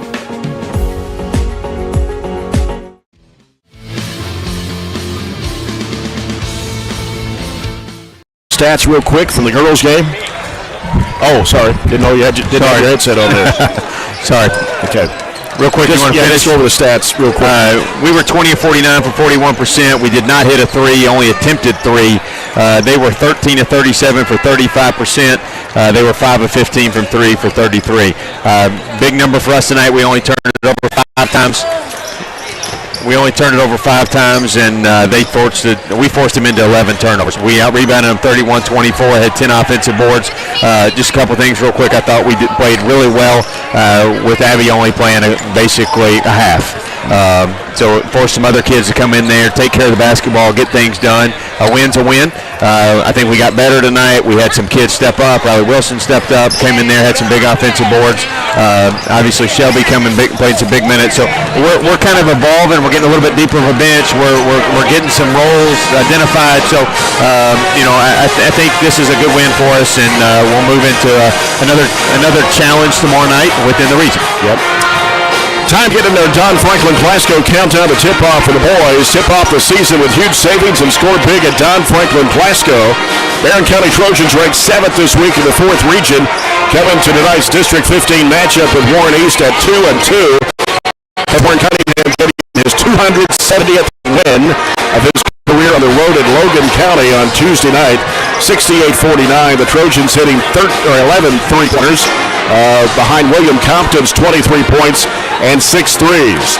Warren East, who won the 15th district championship in their first season that barely got by the Trojans, 56-55 in the district final, are ranked 4th in the region this week under third-year head coach Kyle Benz. 34 wins, 27 losses overall. They're off to a 2-0 start with wins over Metcalfe County 82-54 and Glasgow 74-64 in the Kentucky 2A sectional behind Caleb Prince's 23 points. The Raiders shot 53.4% against Metcalfe County on 31 of 58 shots, including 7 of 20 on three-pointers. And in the Glasgow game, the Raiders were 28 of 57 for 49%. They were 15 of 27 from the foul line. Warren East finished 21-10 last year. They defeated Monroe County in the first round of the 4th region tournament before losing to state champion Warren Central 81-45 in the semifinals. It was their first appearance in the 4th region tournament since 1997 and their first winning season since the 17-18 campaign. They also lost their leading scorer Isaiah Andrews, who averaged 23.5 points per ball game, along with 6 other seniors. But returned a very good point guard and sophomore Caleb Prince, who has averaged 20.5 points the first 2 games, along with 3 other players that have averaged double figures. The Raiders, who were ranked 7th in the preseason poll, moved up to 4th this week and were predicted to finish 2nd in the 15th district behind Glasgow, who they have already defeated, and with Barren County 3rd and Allen County Scottsville 4th. So, with a win over Glasgow, that did not count as a district game for either team. This game tonight for Barren County and Warren East to see who really starts on top of the district standings. I think it's going to be a tough one for us because of their physicality, their pace that they want to play at, and we're going to have to match them. This is going to be a game for us that really is going to set somewhat the tone for the rest of the year. Are we going to be able to play with teams like this, play with teams that are rated top 5 of the region, have already shown that they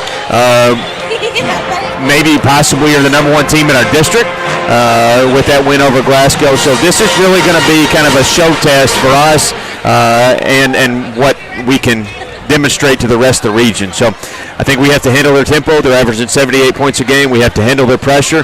We have to match their physicality. You know, they got big 6'5" Barber in there, 305. I don't know who guards him. How do we guard him? It's going to be a team effort when he gets the ball in the paint, averaging double figures. We're averaging double figures threes, but I think we got to have double figure threes tonight to have a chance. Yeah.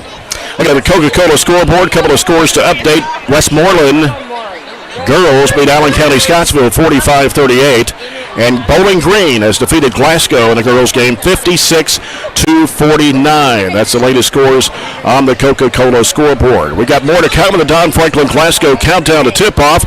We'll take a look at the starting lineups and more when we return after this break as you're following the Trojans on 104 The Score.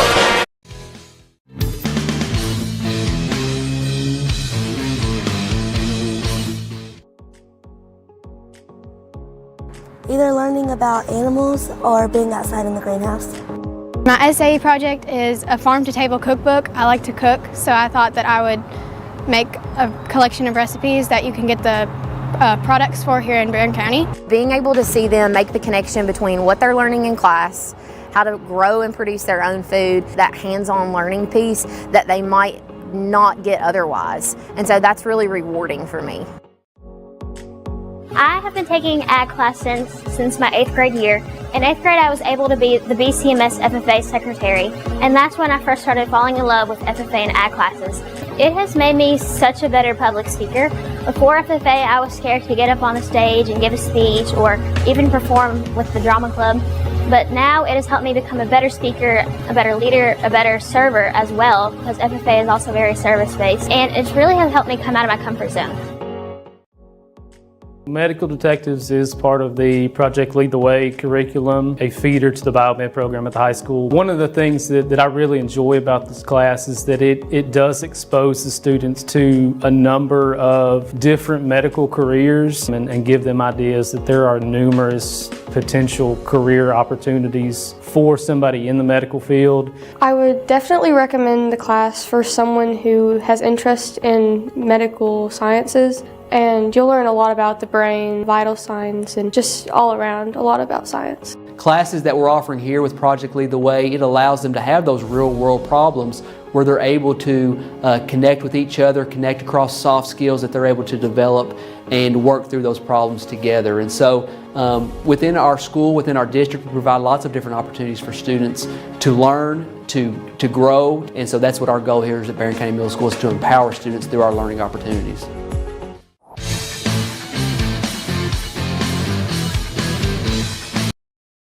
Averaging 9 points and 5 rebounds. Waylon Clemens, number 33, a 6-foot junior, averages 3.8. Mason Punch, number 4, a 6'4 senior, 7.8 points, 5 rebounds. And Graham Hall, a 6'5 senior, averages 9.8 points a game for the Trojans. William Compton will come off the bench, along with Carter Browning and Cash Moore and Jackson Reese, the top 4 reserves. With Compton coming off the bench, 23 points, 6 3-pointers at Logan County on Tuesday night. Sometimes, Robert, it's better to come off the bench than to start. I know that's happened with several players and several teams over the years. They seem to get fired up when they come in, and take Compton for an example. 23 points, 6 threes at Logan. Everybody's a little different and likes to do things different ways, but when you come off the bench, you kind of get some nerves out of the way. You see the flow of the game. You're kind of studying it and figuring out where maybe some openings are to take advantage on their defensive end. And, you just got to figure out, as Coach Cunningham does, there's some different lineup combinations, some different ways he can utilize some of his kids he's got out there. And Waylon, I thought, played really well the other night, brought some energy to us, and he's not going to score 25 points a game, but he can make plays for you at the right times. And if you've got a weapon coming off the bench that can really knock down some shots, I think that gives this team a different dynamic. We've talked about there's going to be a different hot hand every night, but it would be nice if you had 3 or 4 guys around the perimeter that we can count on to let it fly and really open up some driving lanes for our 2 point guards. Warren East is averaging 78 points a game in the first 2 ball games. Their opponent's 59. They shoot 51.3% from the field. They've knocked down 10 out of 30 3-point shots. They're 28 of 47 from the line, 59.6%, and they average 28.5 rebounds. The Trojans are averaging 61.5 points a game. Their opponent's 55, and Barren County shooting 40.5% from the field. They've knocked down 41 3-point shots so far this year, an average of 10 per game. That's at 30.6%. And from the foul line, 25 of 41, 61%. They're averaging 27 rebounds. As we get set for the Farmers RACC Jackie Browning Memorial Opening Tip-Off, and our first quarter of action tonight brought to you by German American Bank, supporting the communities we serve and believe that when a community thrives, its people prosper. The officials for tonight's game are the same 3 that we had in the girls game, and that is Adam Ryder, Chris Sweeney, and John McMillan. We should have roped this off right here, Robert. Didn't know it was going to be this way. We're going to have to do that for sure. Yep, getting hit in the back and all that stuff. It's a little irritating. But John McMillan, Adam Ryder, Chris Sweeney, the officials for tonight's second game. Got the student section across the way. You know, I may find my replacement over there. We've got some guys with headsets on that's got a table set up, got their laptops out, and I think Chris DeVore's over there. You know, I may have to look for replacements sometime down the road. They've kind of got a mock broadcast table over there in front of the Barren County student section tonight. Hayes, Eli, and JR look like they're trying to audition for ESPN. Oh, there you go. They've got all their suits and ties on, and they look a lot better dressed than I am, but a lot younger than I am. Barren County to our left, Warren East to our right. The Trojans in their home white with burgundy numbers and letters, and the Warren East, that may be a little hard to read, you know, when you've got blue on black with an outline of gold. Warren East across the front of their jerseys. Reminding you, listening to our broadcast coverage on 1230 AM, 104.7 FM, WCDS Glasgow, and online at 104thescore.com. We're on BC Live tonight. And, well, let's describe the Barren County student section. They are Jersey night. Yeah. Must have some jerseys on over there. A pretty decent crowd for Friday night. Again, the Trojanettes won 42-36 over Warren East in the first game. We'll be at Bowling Green High tomorrow. The Trojanettes taking on the Greenwood Lady Gators around 3 o'clock. Our broadcast coverage about 2:45, depending on how the first two games go, how fast they are. Hopefully we'll be on time and not be delayed. Expecting some heavy rain tomorrow in the area. Yeah. Here's something I think's interesting. Who is Warren East's natural rival? Natural rival? Just rival? District rival before they came over here? Just any school that you would consider a rival with Warren East. Hard to think of one. Really, yeah. I mean, so, you know, Glasgow, Barren County, obviously, and Allen and Barren have had a long-standing tradition of playing. Warren East doesn't really have anybody, so they've kind of adopted us. There's some back and forth on social media. There's some, we'll just say trash talking between the kids. They have adopted us as a rival. Even though we don't think of them as a rival, they get hyped up for this game more than they do maybe any other game. So there is a little energy here from their student section, our student section. They've got a good crowd here behind us, loud and energetic, and they come into this district last year and said, hey, we're going to take your district over. And we've got to answer that and not let them do it. And they did last year. I mean, the first year, they hadn't been to the regional tournament since 1997. Of course, it's hard to get out of that 14th district down there with Bowling Green and Warren Central. Graham Hall will jump against Isaiah Summers, and Warren East will control it as they move from right to left here in this first half of play. Bratcher gets rid of it to Prince. Prince, here's a lob down inside. Summers puts it in.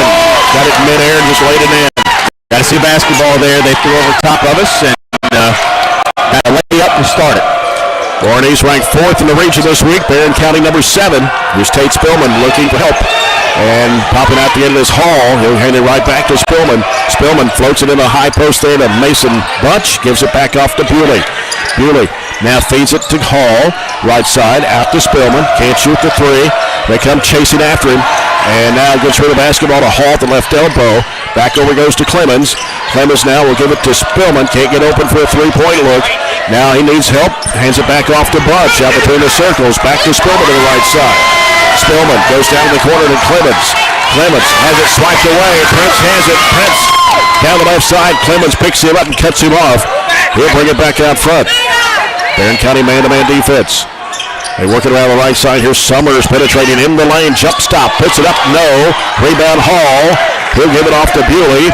Now Bewley will bring it down the floor. Right side it goes to Spillman to the right wing. Thought about the three. Drives. Gets cut off. Kicks it back out the Bunch. 22-foot in the air. No. Off the back iron.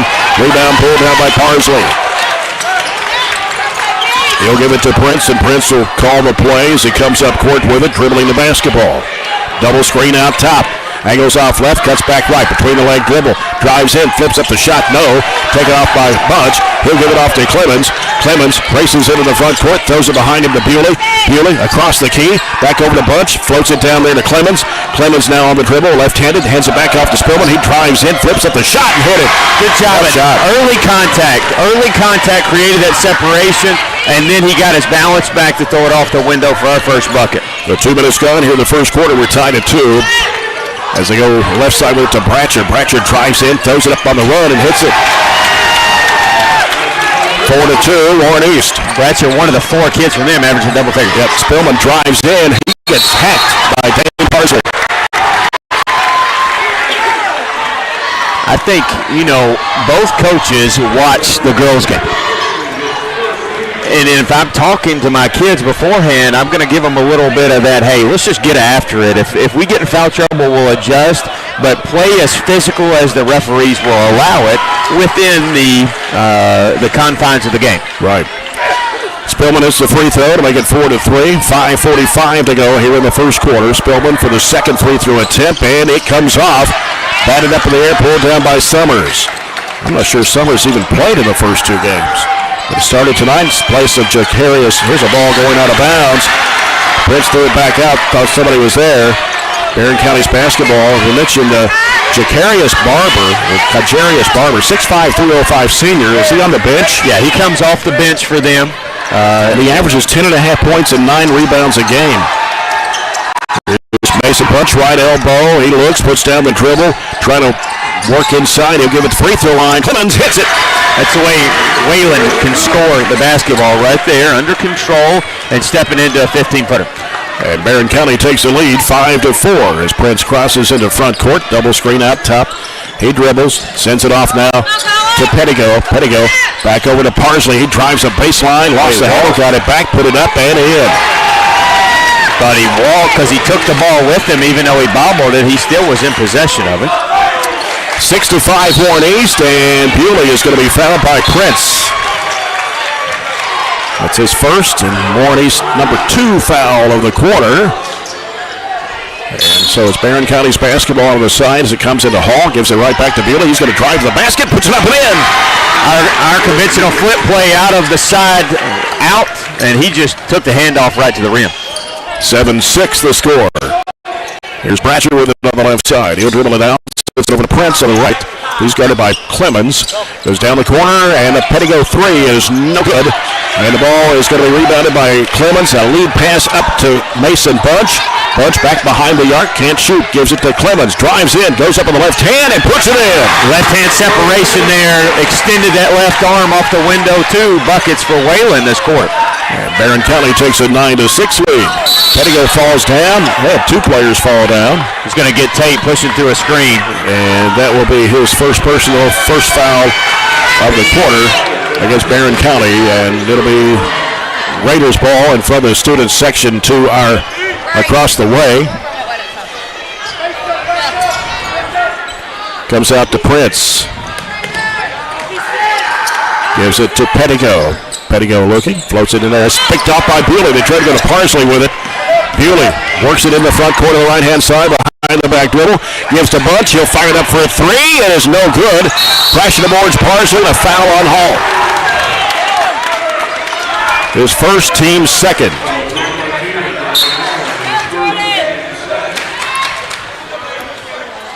Warren East will have the ball. 3:54 to go here in the opening quarter.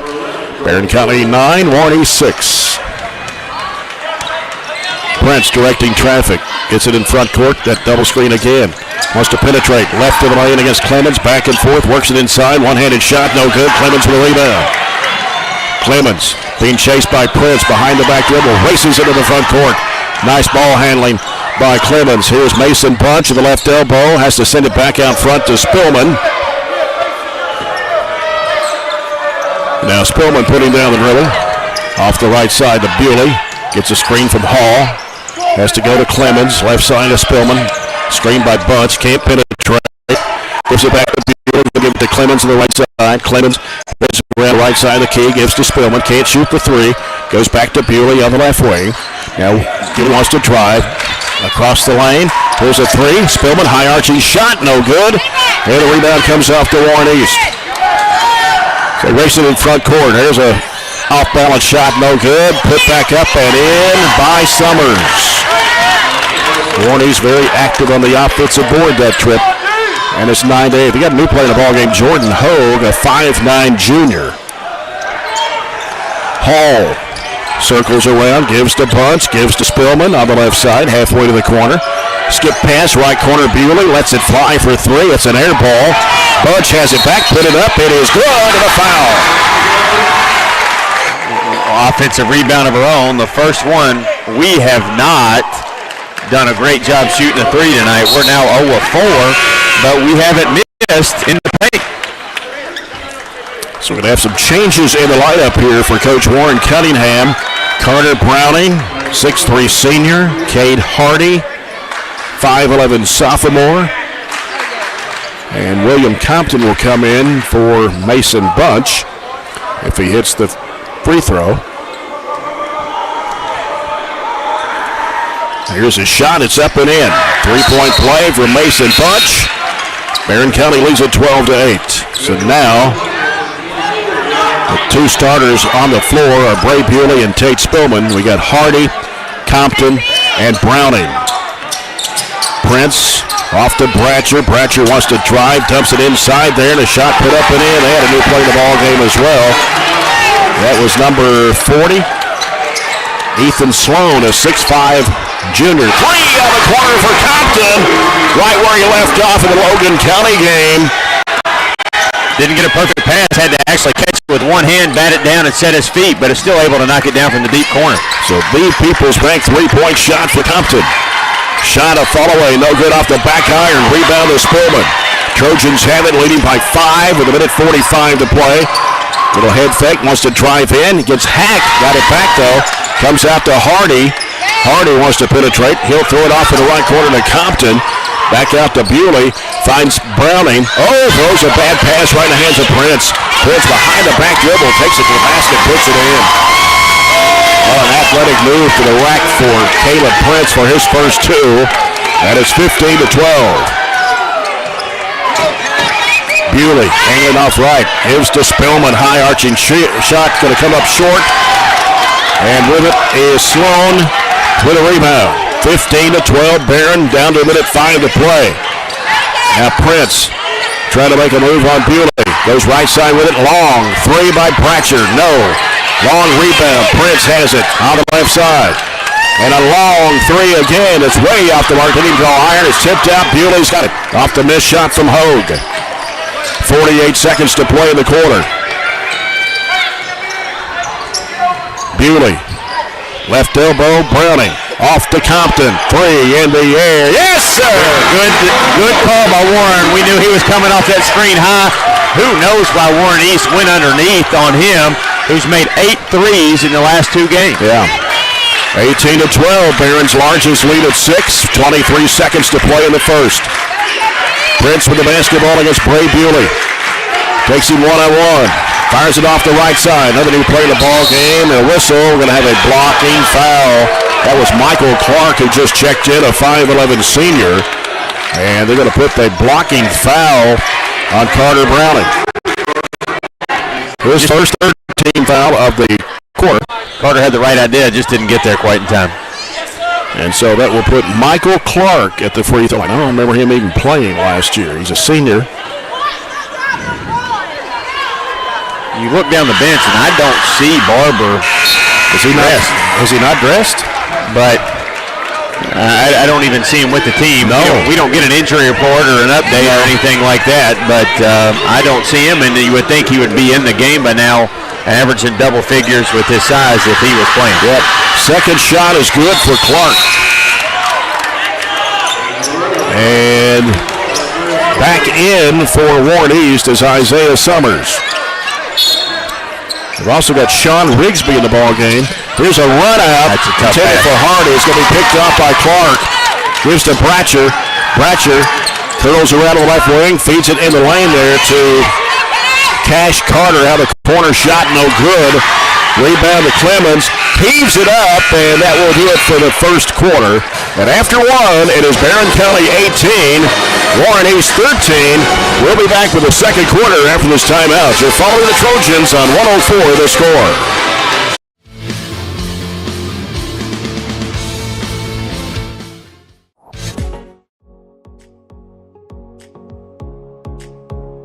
At the culmination of our pathways, students have the opportunity to go out into the community and to be able to co-op.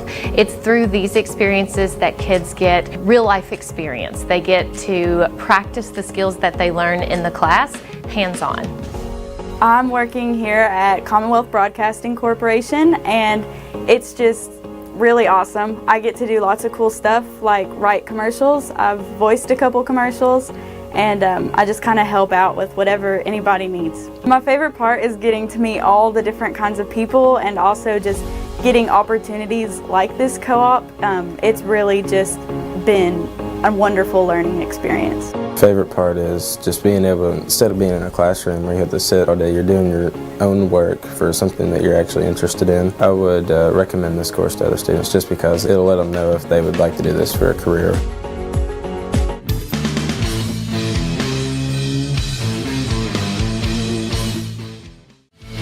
As we start quarter number 2. The second quarter is sponsored by Southern States Glasgow Co-op. Clemens with the basketball and has it knocked down. He tried to go midair to pass it off, and it's Clark putting it up. No good, but a foul. Get up in the air with nowhere to go, and that is almost always an automatic turnover. And so the foul on Clemens, his first personal, number 1 of the quarter against Barren County, and that puts Clark at the charity line for 2 shots. 1 for 2 at the line. He was just there a little bit ago. First one bounces off. Dane Parsley back in the Warren East lineup. He'll replace Summers. We've also got Kason Riggs in the ball game now for Warren East. Second shot for Clark is no good. And Warren East gets the offensive board. They came over the top. Here's Prince down inside to Clark. He rolls it up and in. 18-15, Barren County. Here's Cade Hardy. Out to Spillman. Open for the 3. Bottom. Cade got up in the air too, but thankfully there was an outlet right there behind him to Spillman, who knocked down our third 3 of the night. Prince turns, puts it up. No, travel. Clemens cut him off down low. Tried to pivot around, but drug the pivot foot. Barren County ball. Warren East pressure. As the ball comes into play to Hardy. He flips it off to Compton right side. He stops and pops the 3-point shot. It's off the back iron. It's a difficult 3. Yeah. Here comes Prince with it in front court. Prince can't penetrate with it. Bray Bewley set the check back into the Trojan lineup here. Here's a 3 in the air that is no good. And the rebound claimed by Compton. Here's Clemens. Feeds it off underneath the hole. He lays it in. That's how you get down the floor quickly with the pass, throwing over top, keeping it up, and nice layup on the backside. Barren County with their largest lead, 23-15, with 6:52 to play here in the first half. Don't forget, tomorrow we'll be in Bowling Green at Bowling Green High as the Trojanettes take on Greenwood in the 3rd game of the State Farm 4th Region Challenge. We'll be on there at 2:45 here on 104 The Score and 104thescore.com. They won earlier tonight, defeating Warren East. The district game 42-36.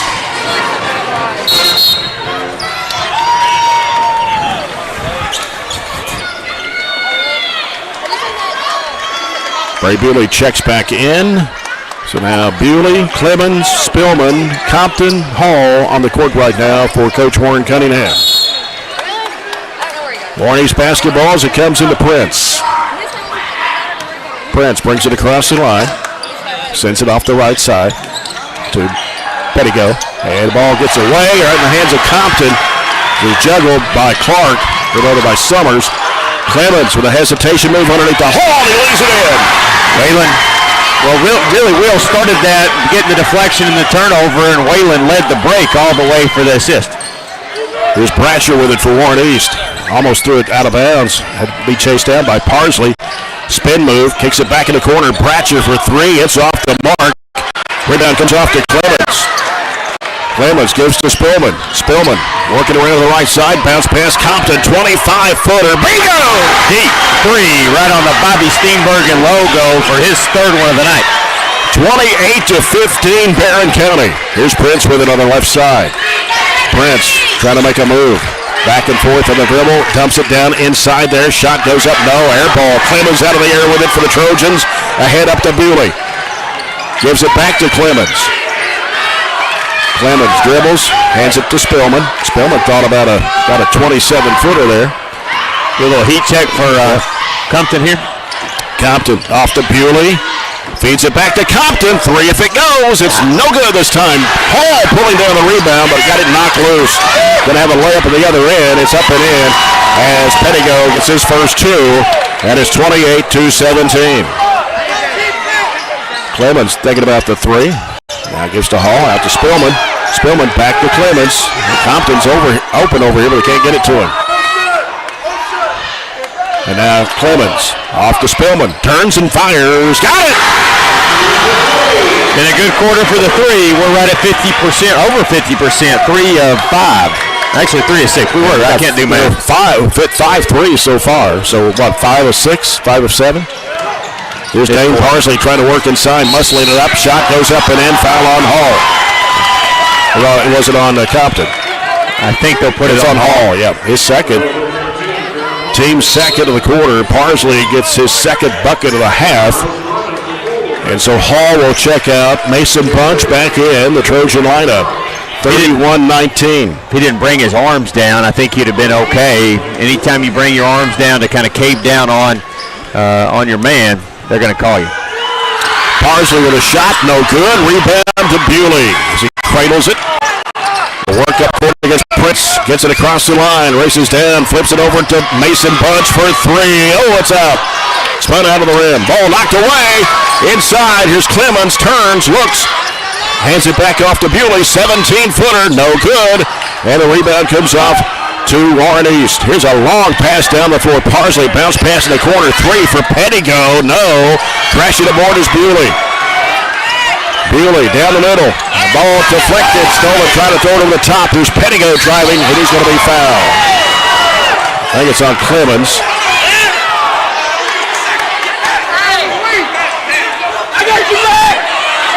Good hard foul. Yeah.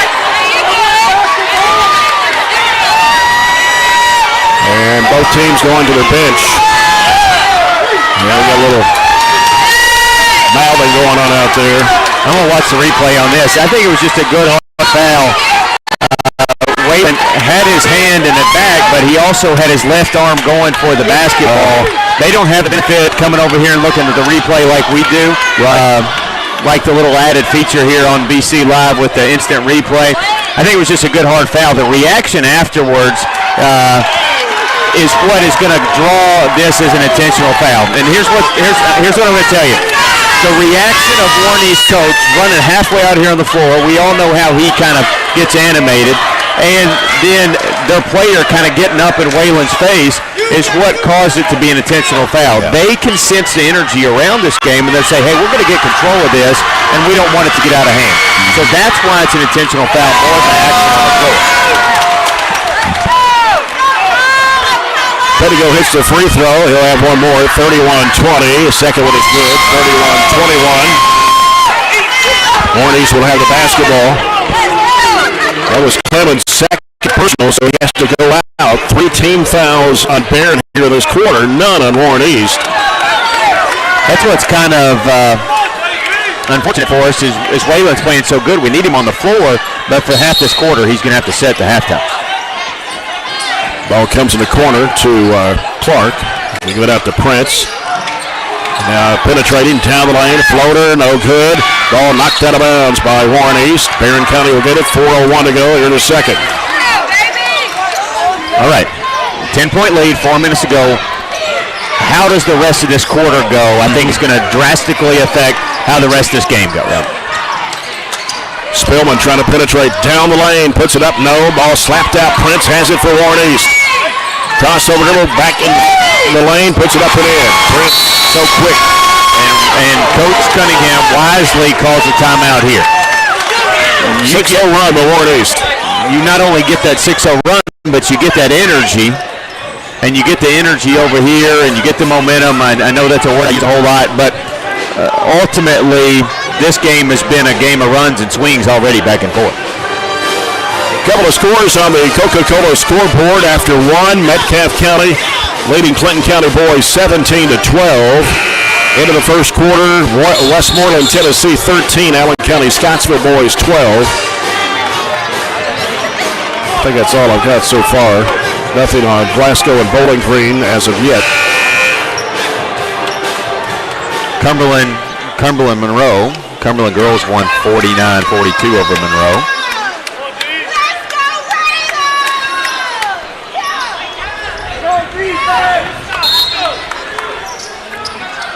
Inbounds pass comes to Hardy.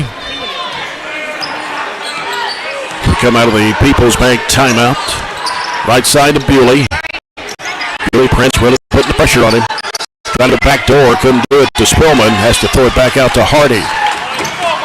Now Hardy trying to make a move. Stops, fires in the corner to Compton. Compton, one-hand floater in the air, no good. Rebound by Parsley. The foul on Mason Bunch, and that's going to be his first. Number 4 on the Trojans here in this quarter.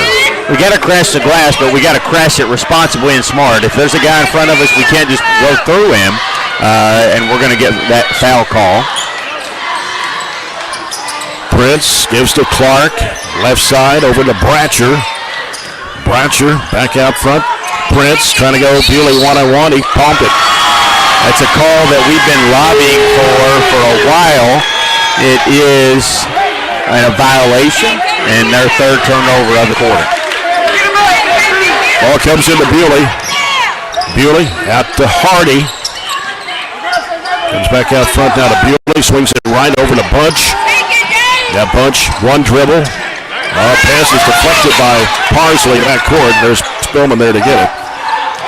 Spillman. Works against Prince. Reverses to the right. Gives it off to Bewley. And now Bewley looking for a cutter. Can't find anybody. Comes out to Spillman. Spillman now left side over to Bunch. 2.5 minutes to play here in the second. Hardy with it now. Right side over to Spillman.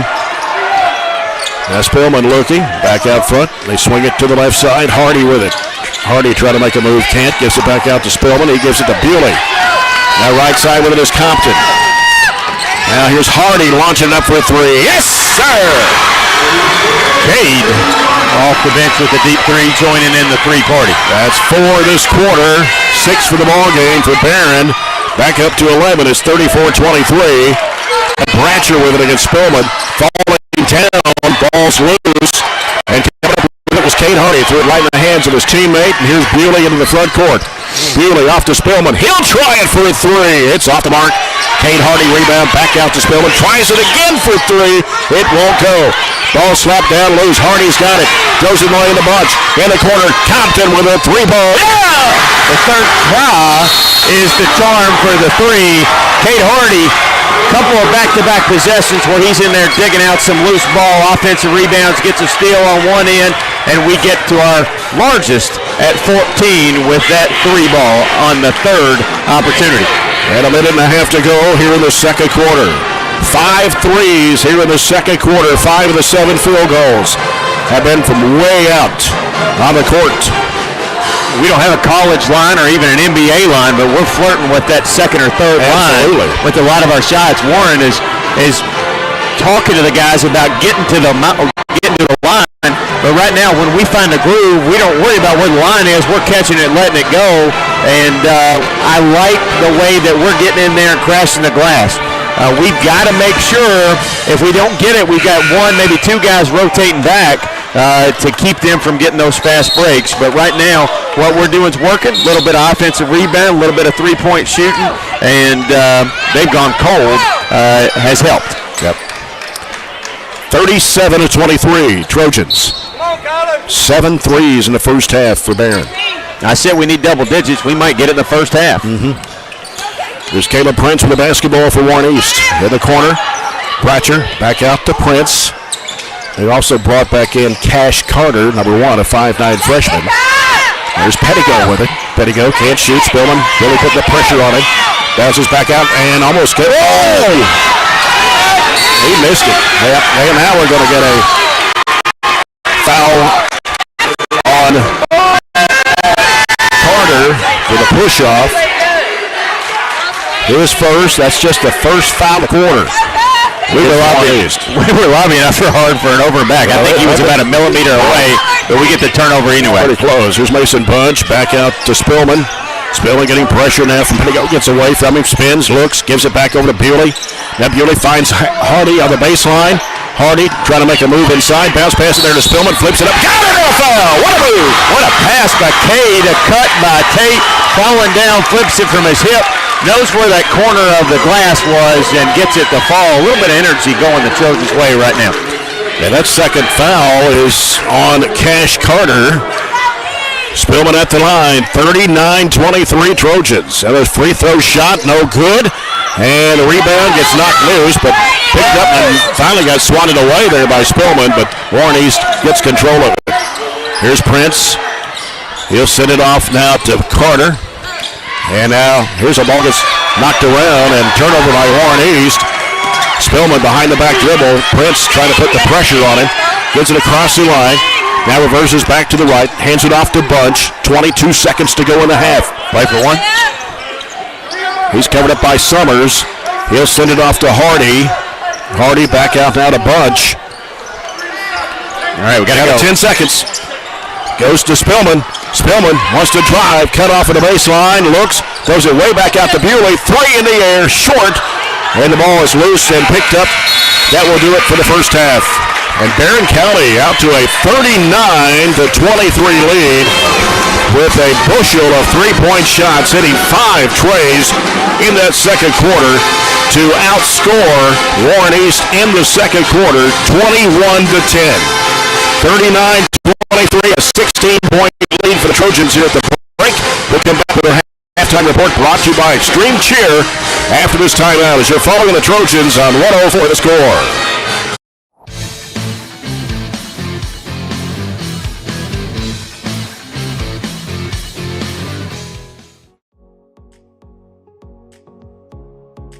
So this class is responsible for growing produce and flowers, hanging baskets, and different vegetables in our school greenhouse that we sell to the public.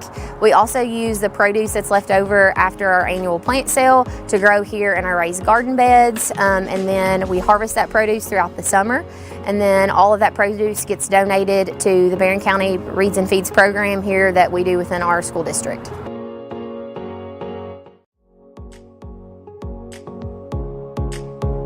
I'm super proud of what we've been able to build in the last few years in our program. Our goal has always been to set students up for success. But what this does is I think it is a game changer because it creates that next step of connections for students to what we're doing in the curriculum and allows them to really see hands-on what nobody else gets to see. I've absolutely loved the past 4 years being in biomed. I have got so many wonderful opportunities and has prepared me so much for my future. I really feel like our rigorous curriculum really prepares them for med school, physical therapy school, pretty much any graduate medical degree. Our table is a great asset. It's really just a really good supplement to help their learning. Barren County High School is very fortunate to offer multiple career pathways. The biomedical pathway is just one of those, but our focus is always to have students hands-on experience that prepare them directly for the career that they're going to have when they graduate.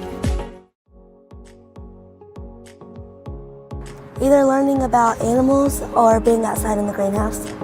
My SAE project is a farm-to-table cookbook. I like to cook, so I thought that I would make a collection of recipes that you can get the products for here in Barren County. Being able to see them make the connection between what they're learning in class, how to grow and produce their own food, that hands-on learning piece that they might not get otherwise. And so that's really rewarding for me.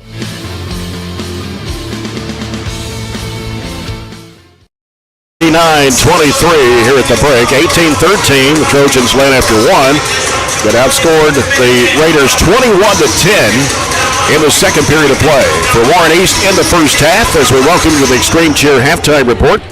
10 field goals for Warren East in the first half, no three-pointers.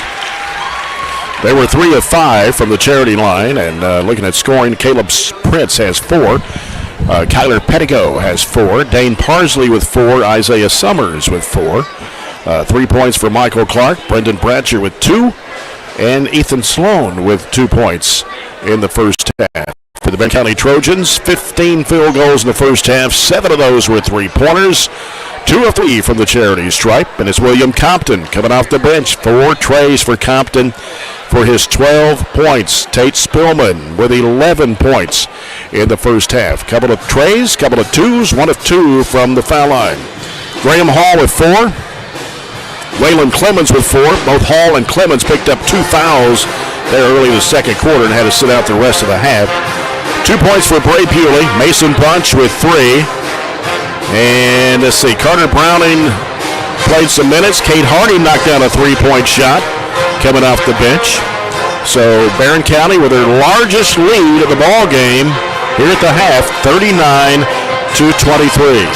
That is 15 of 32 for 47% there in the first half. 7 of our 15 buckets were threes. We were 7 of 19 from 3, 37%. They were 10 of 25 for 40 and did not hit any of their 6 threes. We forced them into 8 turnovers, 6 of those there in the second quarter, and were limited to just 4 turnovers ourselves. We out-rebounded them 18-12, 5 offensive for us and 3 for them. Obviously, when Will can come in and knock down 4 threes, he's got 10 now in 2 games. That's a huge lift. I thought Cade had a great second quarter, had some offensive rebounds. You know, deflections don't get charted, deflections don't get put anywhere in the stat sheet, but just knocking some balls loose, starting a break, getting in there, digging out some loose balls to get us some more opportunities. I thought he played well. I thought Waylon, before he picked up those couple of fouls, played well as well. So, you know, we've got a lot of guys. Sometimes we're forced into action. Cade's played more minutes tonight than he's played all year, and you are going to earn more minutes when you get out there and you play like you are. So I want to see us continue, the energy continue to build on the lead. Warren East is going to go on a run, but we need to make it a short one and answer quickly. Yep. Since 1998, I don't know if we mentioned this or not, Barren County has a 19-9 edge and wins over Warren East. Even though Warren East has won the last 2, they won 60-49, and then won at 1-point thriller over the Trojans in that 15th district championship game, 56-55. 13 games have been decided by 6 points or less. Well, we're at the break, and it is the Trojans 39, Warren East 23. We'll come back with more halftime in a moment and get ready for the Farmers RECC Jackie Browning Memorial second half at our third quarter, sponsored by Southern States Glasgow Co-op. Again, the score here at the break, Barren County 39, Warren East 23, as you're following the Trojans on 104.7 FM, The Score.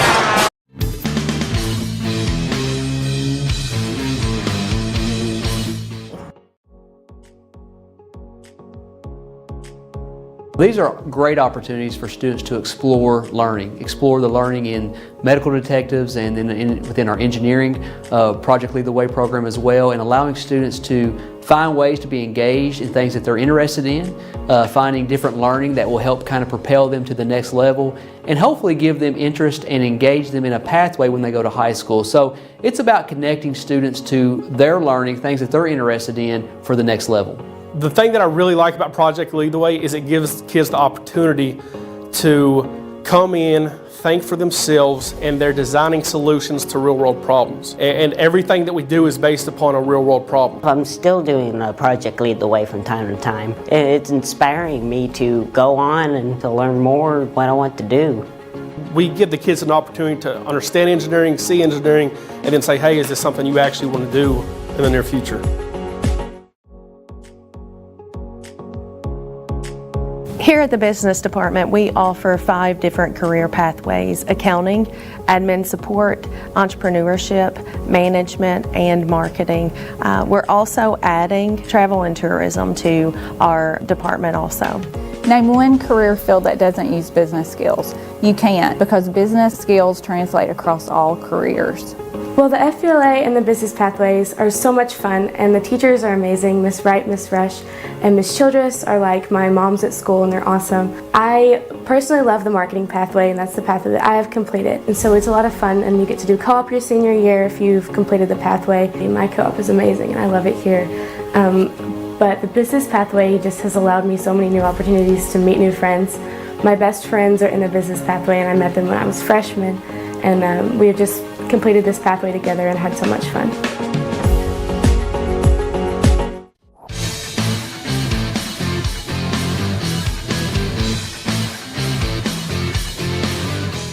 Jim and Poppy Steenberg in court as Barren County leads at 39-23 over Warren East. And remind you, listening to our broadcast coverage on 1230 AM and 104.7 FM, WCDS Glasgow, and online, 104thescore.com, and on BC Live tonight. Jay Turner with Robert Bauer acts as our studio producer in the 104 The Score studios. Again, we'll be in Bowling Green tomorrow afternoon. The Barren County Trojanettes taking on the Greenwood Lady Gators as part of the State Farm 4th Region Challenge. And we mentioned about those games earlier. Coming up tomorrow, it all starts at 11 o'clock in the morning with Russellville taking on Allen County Scottsville, followed by Logan County against Clinton County, and then the Trojanettes against Greenwood, Glasgow, and Franklin Simpson follows that game, and then Metcalfe County and Bowling Green. And then next Saturday is the Barren Hoops Classic here at Barren County High. There are 6 games throughout the day. Starts with all boys games. Greenwood and Somerset Christian at 11 next Saturday, followed by Clinton County and Todd County Central.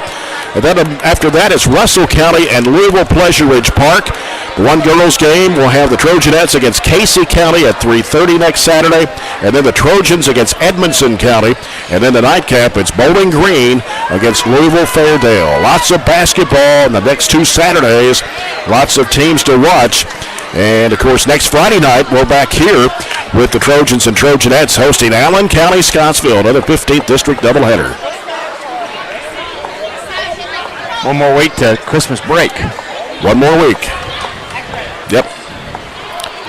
It's hard to believe it's Christmas time again. Yeah, had a lot of games this week, been out a lot of nights. It feels like we've had about 2 weeks worth of days this week.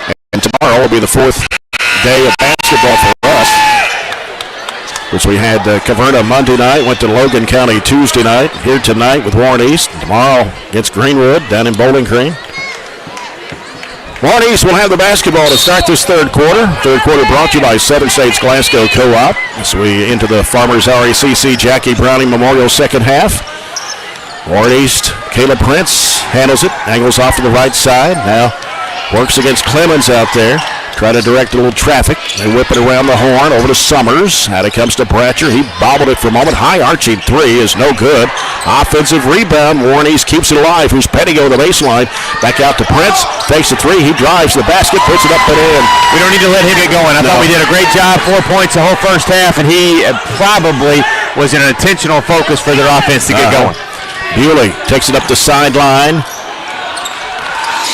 Prince guards him. He'll give it to Clemens on the right wing. He's picked up his dribble. Clemens, or rather Bewley, has to come get it. Now here's a backward pass back to Clemens. He missed the shot. Caught it up in midair instead of coming down and trying to put it up. And he had time. Yeah. Didn't know how open he really was there. I agree.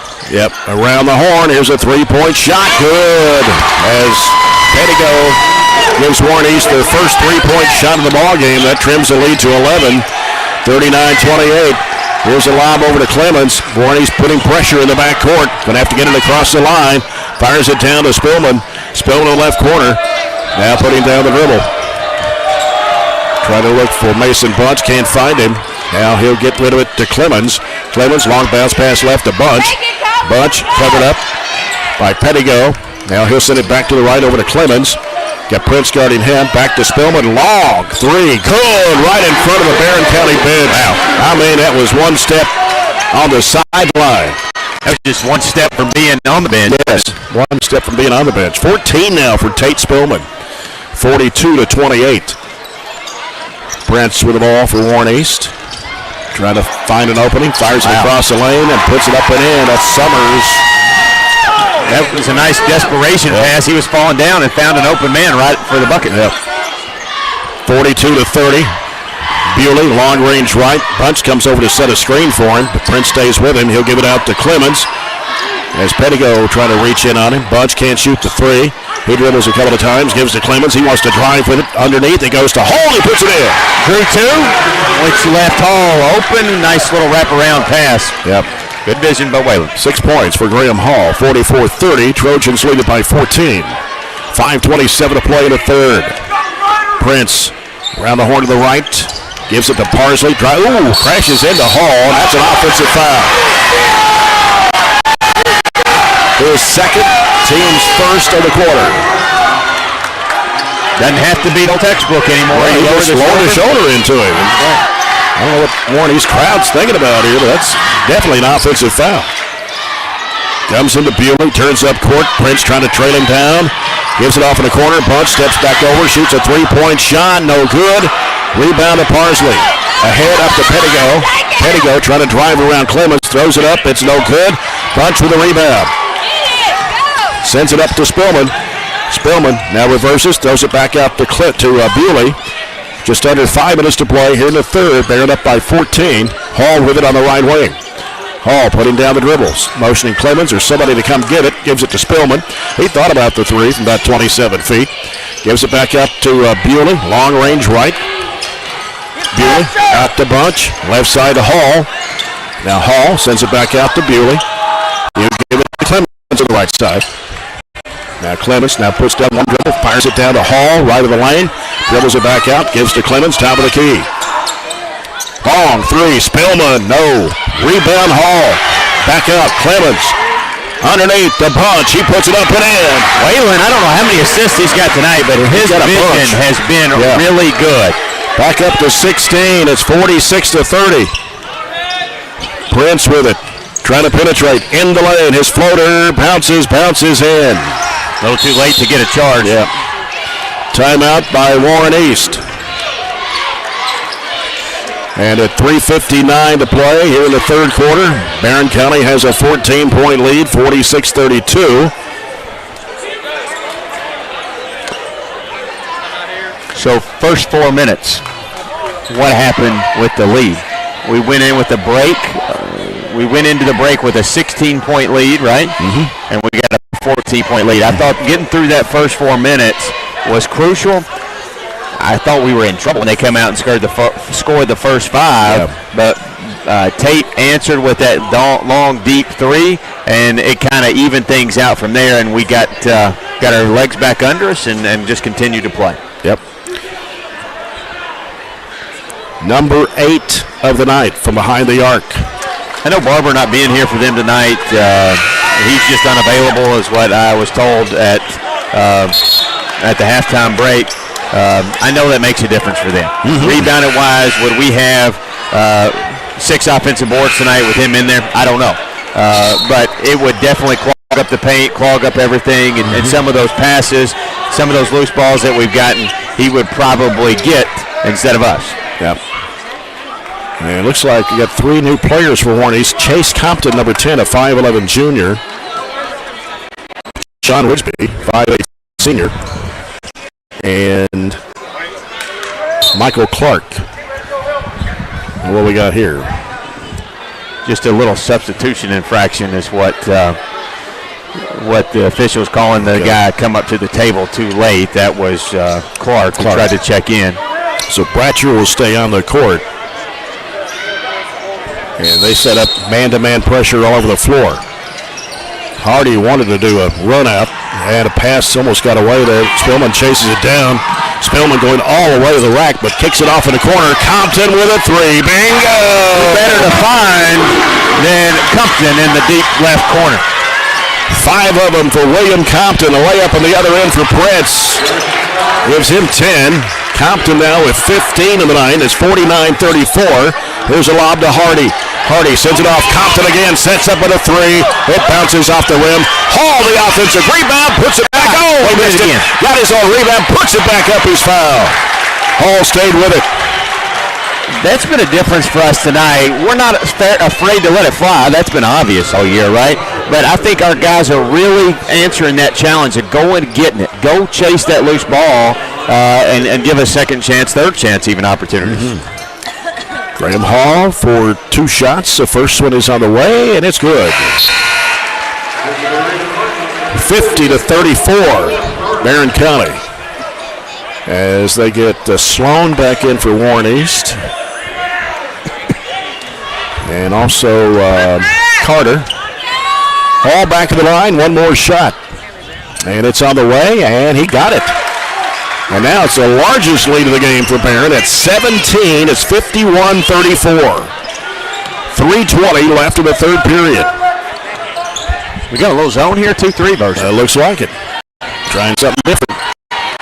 And Prince to try to put it back up. Here's Hardy into a trap, gets rid of it to Spillman. He'll give it to Hall, 10-footer right side, bounces off the rim. Gonna have a foul on Spillman for coming over the back. Yeah, that one was a little too aggressive. Yeah. That'll be his second, team's first of the quarter.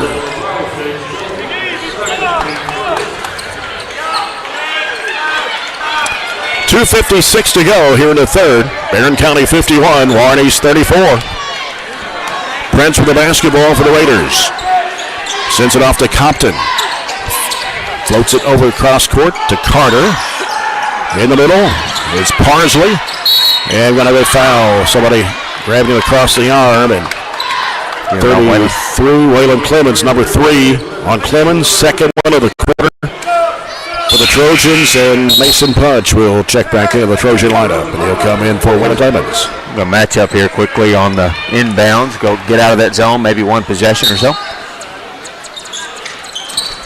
As they look to inbound, they give it off to Parsley in the right corner. Out to Prince. He'll fire it up for 3, and it's off the iron and taken by Bewley on the rebound. Bewley sends it up. Compton, 27-footer. No good. Rebound Hall. Hall bounces it off to Bewley. Back out it comes. Hardy with a long-distance 3. Way off the mark. Compton puts it up. He's fouled. You get 3 chances at it each trip. I like our chances to get our first district win of the year. 3 on Dane Parsley. That's 3 on Warren East here in the quarter. And William Compton at the line. 5 3-pointers tonight. He had 6 at Logan County. And the free throw won't go. Coca-Cola scoreboard update. Over to Coke and enjoy the game. Bowling Green 43, Glasgow 27 at halftime. Second shot's good. So Compton now is 16, and the lead is 18, 52-34. Back to 15. They swing it left side. Cross-court pass. Carter fires for 3, and it's no good. Bunch with a rebound and a foul on Compton. His first, number 4 on the Raiders here in the third quarter. Bratcher returns to the Warren East lineup. Carter will check out. And they'll set up at a 2-2-1 zone court press as Bunch gets it out to Bewley. Bewley dribbles once, floats it back over to Hardy. Let's get it across. Hardy back to Bewley. Bewley fires it off to Bunch. He's going to fire it up for 3. No good. Ball tapped up in the air. Going to call a foul on Compton. That seemed like a 50-50 ball. They were both kind of batting it up, going up, batting it in the air, and we lost that 50-50 coin flip. First foul on Compton, 3 on the Trojans here in the third quarter.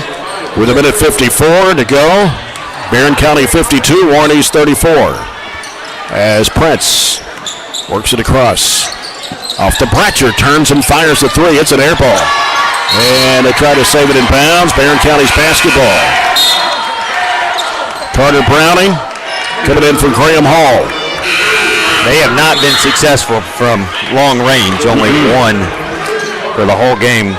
And they were 7 of 20 against Metcalfe County in an 82-54 win. They're 1 of 11 on the night. Ball comes into Spillman. He's looking at the Warren East press, 2-2-1. Floats it up to Bewley on the left side. Cuts toward the middle. Back over goes to Carter Browning.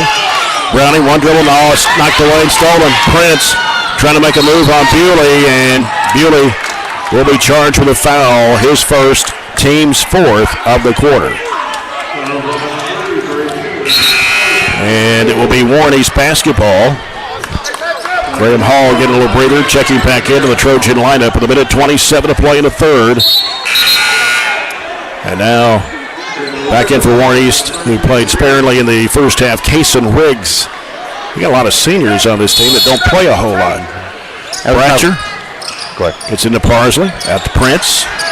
Off the screen, Bratcher dribbles, drives, over Bunch, puts it up and in. He never really committed to defending him, just kind of swatted at him, and that's why he was able to navigate himself to the rim. 52 to 36. Now comes to Spillman. Spillman bounce pass down the side to Compton. Oh, dangerous pass, but Spillman there to grab it. Gives to Bunch. Three if it goes. No good. And the ball out of bounds. Going to go off of Warren East as Compton tried to go up high to rebound it. Fourth quarter brought to you by, third quarter brought to you by Southern States Glasgow Co-op. As the ball comes out to Bewley. Bewley working against Prince. He picks up his dribble, goes to Compton. He can't get open for the three. Moves in, throws it back off to Hall, back out to Bewley. 50 seconds to go. Back over goes to Compton. Compton trying to curl into the lane. Gives it over to Spillman on the left side. Spillman back out to Compton. Compton now gives to Bewley. Wants to drive against Prince. Back tapped by Prince and out of bounds. So we'll stay with the Trojans underneath with 38.4 to go here in the third quarter. Bewley to toss it in, right in the bucket. Feeds it right into Bunch, and he puts it in. That's an easy inbounds play. 7 points for Mason Bunch, 52 to 36, or 54-36, excuse me. 29 seconds to play in the third quarter. Prince with it on the right-hand side out front. Now dribbles left. 22 seconds to play. Prince down to 17. Trying to hold it for one shot, apparently. They go in the corner there to Bratcher. Goes up the baseline. Gets cut off by Spillman. Feeds it in the lane there, and whistle, and what do we got here? Got a foul on East with that loose ball. Mason dug it out, and then they just shoulder checked it, and we'll get free throws out of that with just 6.2 left, as that's their fifth one. The new rule change here applies for maybe one of the first times in an odd quarter like this. Yeah, that's 4 on Dane Parsley. Well, that's what I have him for, unless they missed one somewhere. Fifth foul of the quarter. Mason Bunch at the line. He's 1 for 1 tonight. 7 points in the basketball game. First of 2 on the way. Rims off.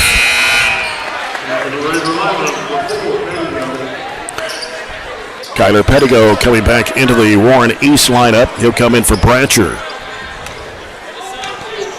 Bunch back in the line. His second free throw attempt was good. He's got 8, and it's now a 19-point lead for Barren County, 55-36. Going to pick up with just a little token man pressure to make this 6.2 a little bit longer. Working it down, speeding down the floor. Here's Prince. Gives it out to Pettigo for 3. It's no good at the horn. And that ends the period of play. And after 3, it's Barren County 55. Warren East 36. We'll be back with the fourth quarter after this break. This is Trojan basketball on 104.7 The Score.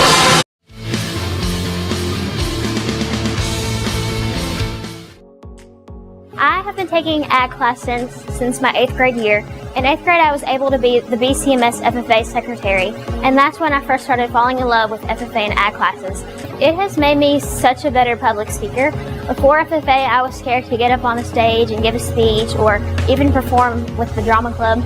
But now it has helped me become a better speaker, a better leader, a better server as well, because FFA is also very service-based, and it really has helped me come out of my comfort zone. So this class is responsible for growing produce and flowers, hanging baskets, and different vegetables in our school greenhouse that we sell to the public. We also use the produce that's left over after our annual plant sale to grow here in our raised garden beds, and then we harvest that produce throughout the summer. And then all of that produce gets donated to the Barren County Reads and Feeds program here that we do within our school district.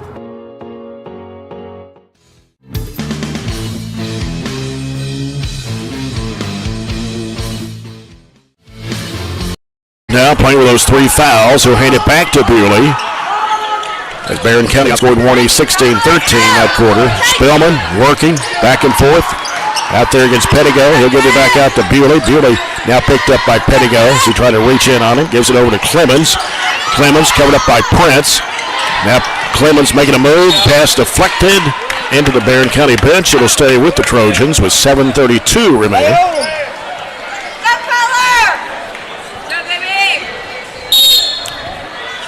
Spillman bounces it out to Hall. Gives it right back to Spillman. Spillman now works against Pettigo. Drives the basket. He gets tripped up. Goes to the floor hard. Pettigo, his first personal, number 1 for the fourth quarter.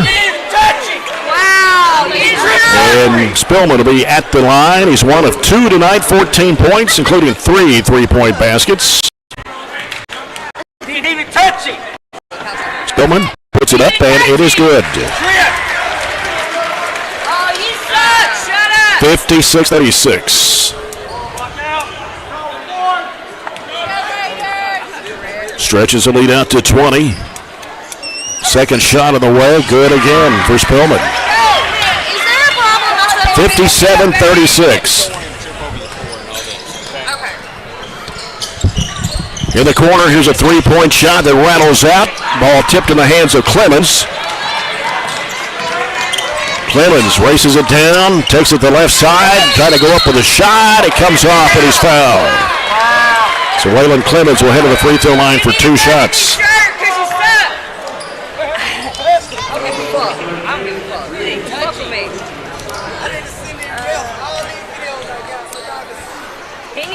Clemens for 2 shots.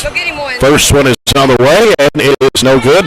Off the back iron. I think next time, Robert, we need to rope this off. Yeah, we'll make this is getting ridiculous. I'll make sure I get that taken care of. Clemens for one more. It's on the way, and it is no good. Rebound comes off to Prince. Warnies wants to run. All the way down, goes under, lays it up, missed the layup, and it's going to be out of bounds. Well, they're going to say it went off Clemens. Yeah, I think he batted it down when he kind of raked across his leg. William Compton back here in the fourth quarter. 1 minute gone. Barren County leads it by 21. We got to make sure we get back with them. That we set up too early to try to take a charge, and he almost made it to the rim there. Yep.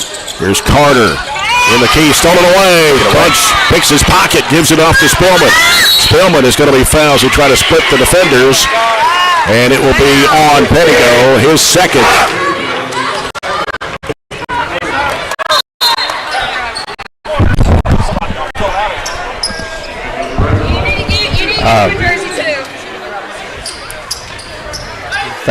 Fouls are a little lopsided. What are they, 8-0 this half?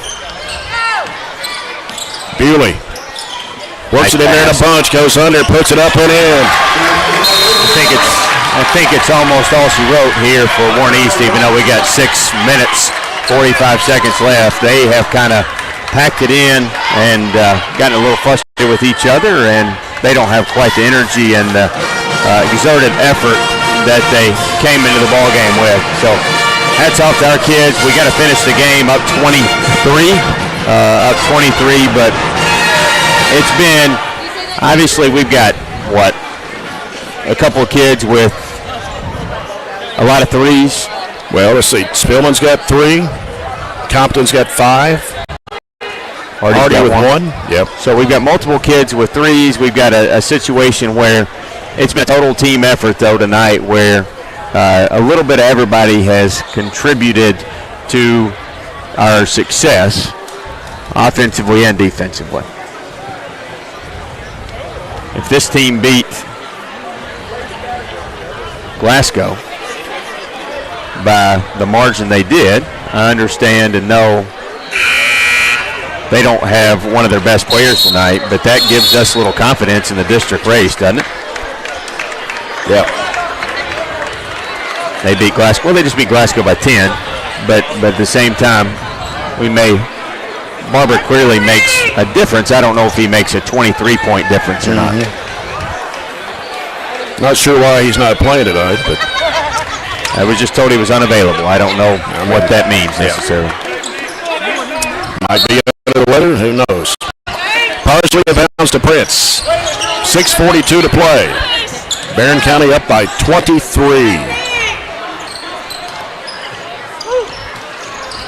Got Rigsby back in the game. They work it and then breaking inside there. Shot put up and in by Summers for point number 8. That was drawn up in the timeout. A nice little give and go. We've got to continue to play defense. Spillman.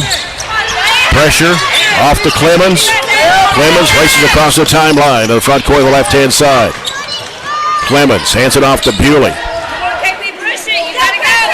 Bewley on the dribble against Prince. Right side it goes to Spillman. Spillman looking, fires it in there to Hall. He'll kick it out to Bewley. Thought about the three, moves in. 8-footer, no good. Hall with a rebound, back to Spillman in the corner. Compton can't shoot.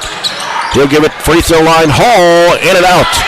Rebound comes off to Warren East. 5:48 to play in the basketball game. Here's Prince. Working around left side, bounce pass in the corner.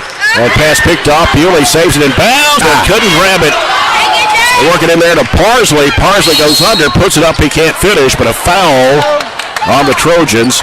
That will send Parsley to the free throw line for 2 shots. Just an unfortunate break there. Bray made a great play and tried to save it back in. He knew if he saved it towards our goal, they were going to get it because they were kind of breaking back. So the opportunity to get the turnover on them was to throw it back near their goal, but they corralled it and were able to get free throws here. Free throw is good for Parsley. That is point number 5 on the night. He scored a couple of baskets back in the first half. So Clemens goes to the bench with 4 fouls.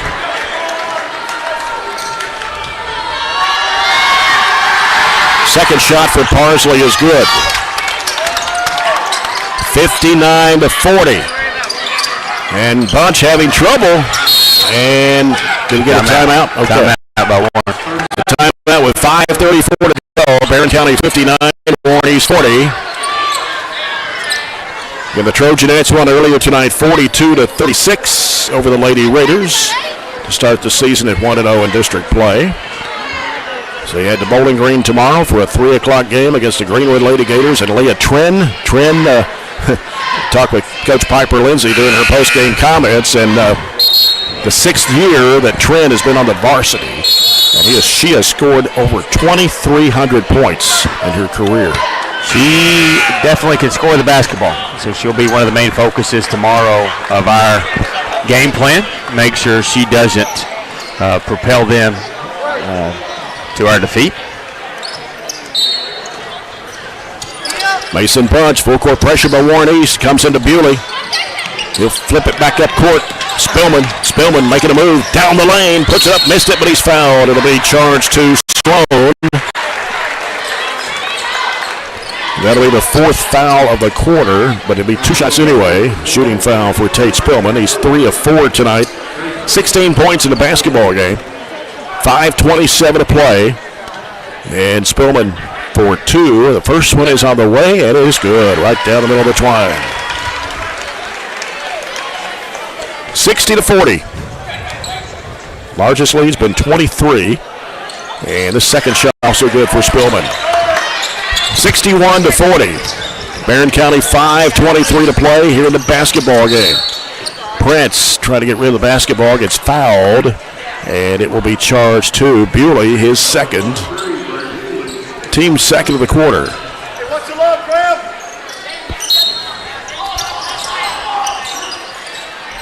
Ball comes out to Bratcher. He took one extra step. Here's Parsley going under, putting it in, and draws a foul. Bunch's second personal, number 3 on the Trojans here in this quarter. So Parsley goes back to the free throw line. He scored 4 of the 6 Warren East points here in the 4th quarter. And his free throw is on the way. That's off the front of the iron. Bunch claims the rebound. Bewley into the front court. Working to the left side against Prince. Had it back tapped out of bounds. With 5:06 remaining.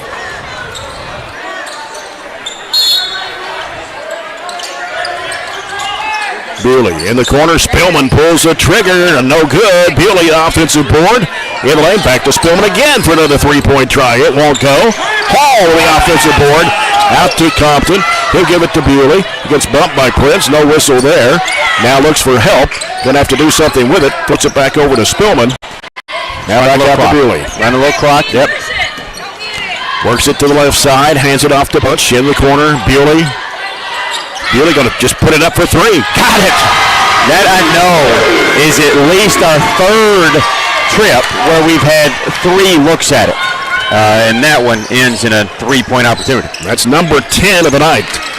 Ball comes off and Compton with a rebound. Gives to Bewley. 4:20 remaining.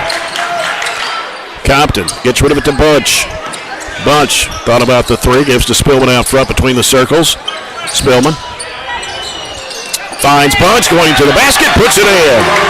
Nifty little pass. Just straight face cut in front of his man for a layup. And the lead balloons out to 24. It's 66-42. 3:56 remaining in the basketball game. I think it's all over but the final count. Turn 3, no good for Bratcher. Rebound comes off to Budge. He'll give it to Bewley. Back to Budge. He'll hand it off to Compton. Compton heads in the paint. Here's his floater, no good. Ball slapped down. Going to call Compton for over the back. Yeah, left it short on the floater. His second, team's 4th. Warren East basketball, 3:38 to go. Carter Browning will check back in the Trojan lineup. He'll come in for William Compton. Compton, 16 points tonight. I think he is probably getting comfortable with that 6-man position and may stay there until something happens. Nice nifty move inside for Prince. Gives him 12. 66-50 or 66-44. Bewley being chased in the backcourt. They steal it. Here's Carter driving, lays it in. Got to have some help on the backside. We can't leave Brady all out there alone. 66-46. Carter Browning gives it out to Hall. Now he'll leave it with Spillman to set up as we're down to 3 minutes to play in this basketball game. Spillman giving it back out now to Bewley. Bewley off to Spillman. Spillman gives it out front to Bunch. Left side, Bewley fires it down low there to Hall. Back around the perimeter. Browning thought about the 3, moves in, kicks it back over to Bewley on the left wing. Trying to find Compton. Rather, Browning skips off his arm and out of bounds. 4th quarter brought to you by South Central Bank. Small enough to know you, big enough to help. 2:39 to play. William Compton returning to the Trojan lineup for Mason Bunch.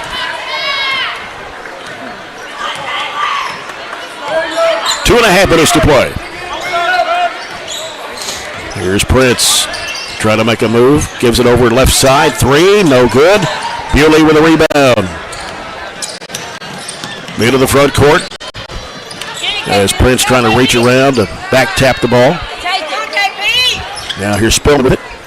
Spillman works it inside. Goes to the bucket. Nope. Kicks it off in the corner to Hall. And Hall will bring it back out front. Hands it off to Bewley. Bewley cut off the baseline. Threw it right in the hands of Bratcher. Trying to go to Spillman with it. They got the numbers, 3-on-2. Carter has a shot blocked by Hall, a foul. His 3rd, number 5.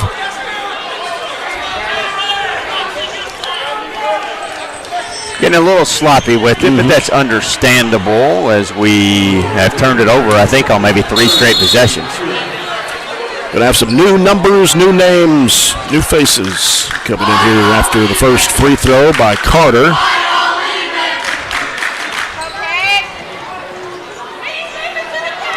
Cash Carter, 5'9" freshman. First free throw is good. Now we get everybody in. Barren County brings in Kesh Moore, 6-foot senior. Kate Hardy, who played some of the first half. Got Kevin Nunn, a 6'5" sophomore. Jackson Reese, 5'11" junior. Carter Browning, I think I got everybody from Barren County. Second shot good for Carter. And Warren East, let's see, they've got Rigsby in there. They've got number 32, which is Keaton Deal, 5'8" junior. Cashmore having trouble. The ball slapped back out of bounds by Deal. They've also got, let's see, I mentioned Rigsby. They've got Sloan. Chase Compton. And Riggs, Case and Riggs. Here's a run out coming to Carter Browning, but it's going to be picked off by Sloan. Long three, right corner, no good. Browning, the rebound. Somebody reached in on him. That may be one of the only things that hadn't worked tonight is that run-out pass. We've tried it twice, and it's got intercepted both times. Yeah, that's 5 fouls in the quarter for Warren East. It was on Rigsby. So I put Carter Browning at the charity line for 2 shots at 1:48 to play. Barren 66, Warren East 48. First one short for Browning.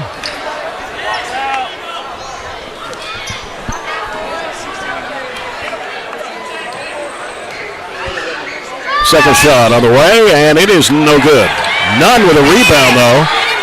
In the corner to Reese. He'll send it back out front to Hardy. Hardy wanting a screen. He's going to drive left of the lane, puts it up and in. Nice move by Kate Hardy. Hesitation to the left side, off the window.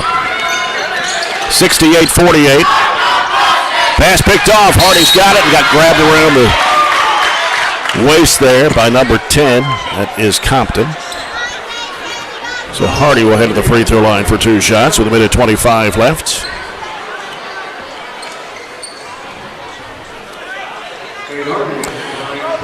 Barber did play against Glasgow the other night. He had 17 points in that game. That 74-64 win over the Scotties. Free throw's good for Kate Hardy. That's number 6. 69-48.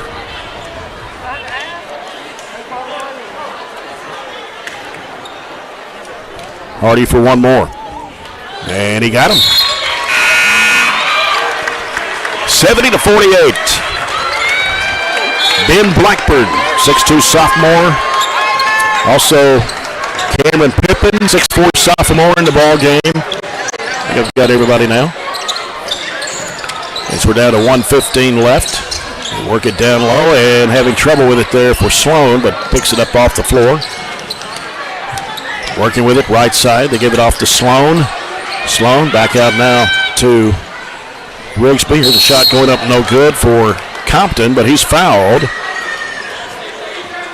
And it will be on Reese. 1 minute to play, and it is Compton at the line for Warren East. We split the regular season last year. We lost by 11, lost by 9, won by 11, and then a heartbreaker in the district final. So they're not always going to be this easy for district wins, but we'll take it and enjoy it to go into the weekend. Second shot is no good, and we'll have a foul on the rebound. It will be on Nunn.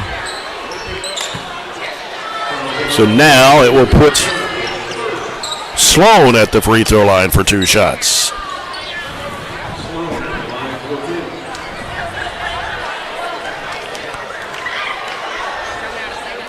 First one on the way and no good. 58.6 to play. Barren County 70, Warren East 48. And the second shot is no good. The rebound comes off to Moore. He'll give it off to Jackson Reese with 54 seconds to play.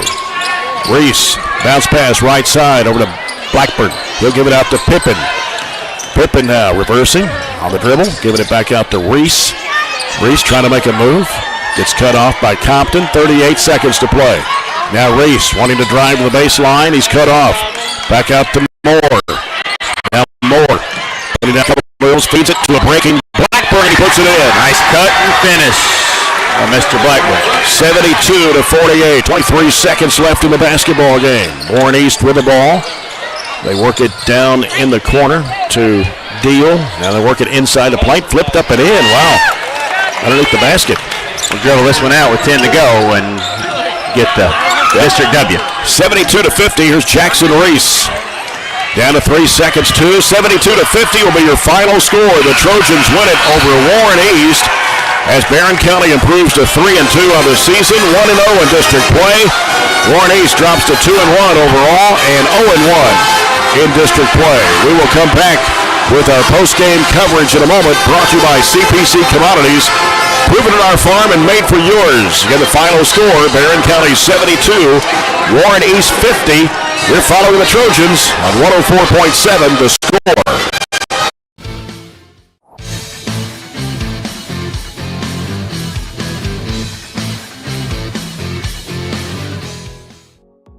Medical Detectives is part of the Project Lead the Way curriculum, a feeder to the biomed program at the high school. One of the things that I really enjoy about this class is that it does expose the students to a number of different medical careers and give them ideas that there are numerous potential career opportunities for somebody in the medical field. I would definitely recommend the class for someone who has interest in medical sciences, and you'll learn a lot about the brain, vital signs, and just all around a lot about science. Classes that we're offering here with Project Lead the Way, it allows them to have those real world problems where they're able to connect with each other, connect across soft skills that they're able to develop and work through those problems together. And so within our school, within our district, we provide lots of different opportunities for students to learn, to grow. And so that's what our goal here is at Barren County Middle School, is to empower students through our learning opportunities.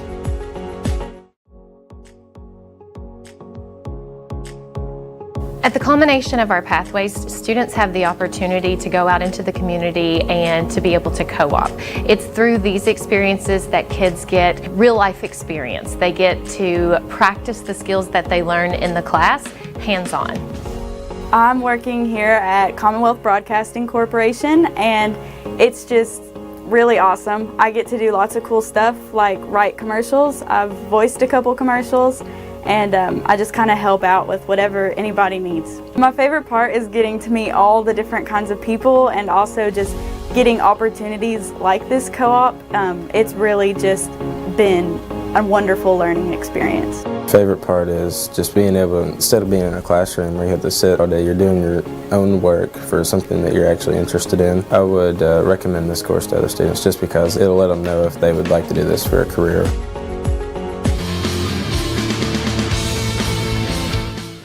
Had the only three-point shot for the Raiders. Brendan Bratcher with 4. Dane Parsley had 8. 3 baskets and 2 of 3 from the line. Michael Clark had 3. Isaiah Summers with 8 points tonight for East. Keaton Dale 2. Cash Carter had 4 and 2 for Ethan Sloan. For the Trojans tonight, 24 field goals. 10 of those were 3-point shots. If I have my math, I may have to correct that math a little bit. 1, 2, 3, 4, 5, 6, 7, 8, 9, 10, 25 field goals. Is that what you had, Robert? Or did I miss another one somewhere? I had 24, but I think 1, got 2, lazy there 3, 4, 5, 6, 7, 8, 9, 10 in the second half. So 25 looks like. Yeah. 10 of those were 3-pointers. 12 of 19 from the foul line. And there were 3 players in double figures tonight for Coach Warren Cunningham. 18 for Tate Spillman. He had 11 of those 18 in the first half. He was 5 of 6 from the foul line, knocked down 3 threes and 2 twos. Went 4 for 4 there in the fourth quarter from the foul line. 16 for William Compton. 5 threes for Compton. 1 of 2 from the foul line. 12 points for Mason Bunch. 5 2-point baskets, 2 of 3 from the foul line. 8 points for Graham Hall. He had 3 baskets, 2 for 2 from the foul line. Cade Hardy had 7, had a 3, a 2, and a couple of 2-point, 2 free throws for his 7 points. I mentioned Graham Hall had 8, 5 for Bray Bewley, a 3 and a 2, 4 for Waylon Clemens. Had a couple of baskets in the first half, went 0 for 2 from the line. So a big win for the Trojans in district play to start on top of the district race at 1-0. I didn't know this till lunch, and I don't know. I didn't tell you, to be honest with you. I kind of forgot about it. This win tonight makes Warren the all-time winningest coach in Barren County school history. Are you sure? Yes. That's what they told me at lunch. Well, that's right, isn't it? We're getting close. All-time? No, Tonight? not yet. 271. Steve Riley had 272. Warren. Well, okay. Oh, whatever. Well, we're close. We're close one way or the other. So Warren thought maybe it was tonight. So I think that's what the extended celebration in the locker room was tonight. So, okay. But either way, he's either there or he's close. And well, I was told that Steve Riley had 272. Okay, but so we're somewhere close. We're close. Yeah. Anyway, we'll go 25 and 56 tonight for 45%. 10 to 21. I said we got to get 10. So we got to get double digits on threes. 10 to 31 for 33%. They were 21 to 51. We had 4 more field goals and hit 9 more threes. They were 21 to 51 for 44%. 41, and they were just 1 of 16 from 3. That's a big number. 1 of 16 from 3, just 6%. We turned them over 12 times. We turned over 9. We out-rebounded by 1, but I think those offensive boards, which I probably even missed a couple of those, were a huge difference in the game tonight. And I thought our boys just outmanned them, outgunned them, out-physicaled them. I think we were just a dominant team tonight, and I liked how we played. Didn't act like we were scared of anything, just stuck our nose in there and went and played. So we'll have a week off to enjoy that victory and come back and get another district win, hopefully next Friday night. It's Allen County Scottsville here next Friday night, girl-boy doubleheader. Coach Warren Cunningham making his way out, and we'll get the headset on him here. Coach's comments brought to you by McDonald's. Enjoy a McDonald's meal today at your Glasgow McDonald's located on Smith Road. As Coach Cunningham will get the headsets on. Coach's comments here as Barren County wins it tonight 72-50. Coach, you got to be pleased with the performance of your Trojans tonight. Yeah, I am. I thought we played well. I thought we guarded. I thought we rebounded the ball especially well. There was a spot or two there in the first quarter. I thought gave them some easy buckets off the offensive glass, but I thought we rebounded the ball especially well, and we got good play from a lot of different guys, and that's who we are. That's who we have to be. Thought Waylon Clemens was really good again tonight. It helps our team so much, him helping Bray and Tate handle the ball. The first half there, he was getting rebounds and just taking it and making plays off the dribble and pitching it. And, those two guys did what they do, Bray and Tate, every night. And then, William was making shots again tonight. I thought everybody that played, Cade Hardy's minutes off the bench were huge for us. Man, he went in, made a shot, made some plays, dug out a rebound. I was just really pleased. We needed another guy or two off the bench there to give us some good minutes, and he certainly did that. And you've been averaging 10 threes a game. You got 10 again tonight. Yeah, that's a good number for us, and I think the last 2 games we've been just a touch more selective about the ones that we shoot, and I think that helps our percentage because early we were shooting 10 of 35, something like that, and I think the other night at Logan we were 11 of 25, so that's probably a little bit better number, and we've just been just a touch more selective on them, and that really helps. Well, defensively, you really held Prince in check. I know he had 8 points a second half, but Pettigo, who likes to hit the 3, Bratcher likes to hit the 3, they were only 1 of 16. You had a lot to do with that. Yeah, well, I thought our guys, Bray and Tate and Waylon, William, all those guys, I didn't think they gave them any wide open. I think 4 missed one there sometime in the first half that was wide open, but for the most part, never did let them get going, and that's the key with those two guys because they both can shoot it and they're both good athletes. They can play off the dribble a little bit, so I thought we did a good job on Bray and Waylon especially did a good job on 3. I know he got in there because he just gets in the lane. He's so quick and finishes well around the basket with either hand, and you got to have some help in there, but those guys, you can't let them get deep. Now, they didn't have their big guy tonight, Barber. They said he was unavailable. That's all we know. Yeah, I mean, you can guard him differently without him in there just because of the presence that he is around the basket on both ends. So, obviously, that had some impact on it, but, that kind of stuff happens to all of us from time to time as far as being without key guys. But, I thought it helped us on the glass. I thought our guys went after balls and got them, and we got in transition some and kept them off the offensive glass. Well, you get to start the district 1-0, and then you've got a district game coming up a week from tonight. You got a whole week to prepare for the Patriots. Yeah, we've had a really busy start here, and we were able to catch our breath before this game a little bit. And with an inexperienced team, I think some practice would have probably helped us in that first 4-game stretch there. But it is what it is, and I was proud of our guys. We got some rest Wednesday, and we came in yesterday and got after it. I mean, we knew we just had one game over the next 7-8 days, and we practiced pretty hard yesterday. We went for an hour and 45, which the day before a district game is not something that you normally do, but our guys had good energy. Some of them were in the gym this morning before school getting some shots up, and I was proud of them. Yeah. Well, Coach, congratulations to you. Look ahead to next Friday night. Had a good crowd tonight and for this district game, and next Friday night got the Patriots coming in, so we look forward to that. Yeah, I've got a little 3-game home stretch here with tonight and then Friday and Saturday of next week. Yeah, so we mentioned about next Saturday. We've got basketball games all day, so hopefully folks can come next Friday, a district game, and you got to take care of this business at home. You know, you got to win these home district games, and we've got 2 here early that we got to take advantage of, and that we'll get their best effort next Friday night. Our guys we got to have a good week of practice and be ready to go next Friday. Coach, congratulations to you. Right, have a good weekend. Yes, sir. Thank you. Coach Warren Cunningham, the Trojans, winning 72-50 over Warren East here tonight in a big district matchup against the Raiders. We'll come back and name our MVP of the game.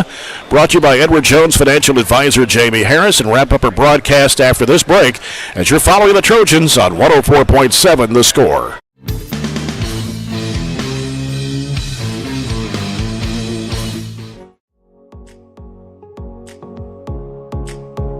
I'm super proud of what we've been able to build in the last few years in our program. Our goal has always been to set students up for success. But what this does is I think it is a game changer because it creates that next step of connections for students to what we're doing in the curriculum and allows them to really see hands-on what nobody else gets to see. I've absolutely loved the past 4 years being in biomed. I have got so many wonderful opportunities and has prepared me so much for my future. I really feel like our rigorous curriculum really prepares them for med school, physical therapy school, pretty much any graduate medical degree. Our table is a great asset. It's really just a really good supplement to help their learning. Barren County High School is very fortunate to offer multiple career pathways. The biomedical pathway is just one of those, but our focus is always to have students hands-on experience that prepare them directly for the career that they're going to have when they graduate.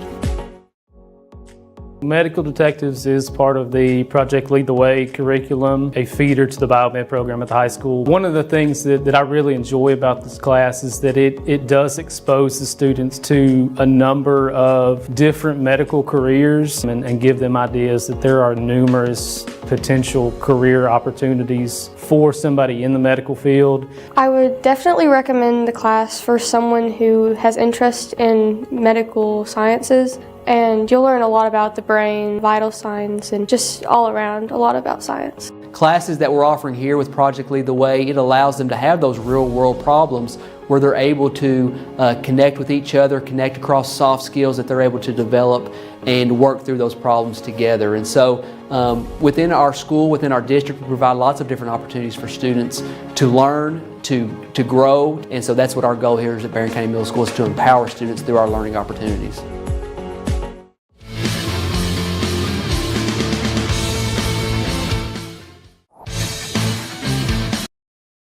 Next Friday night when they take on Allen County, Scottsville, part of another district doubleheader here with the Trojanettes. And Trojanettes in action tomorrow at 3 o'clock against Greenwood, part of the State Farm 4th Region Challenge.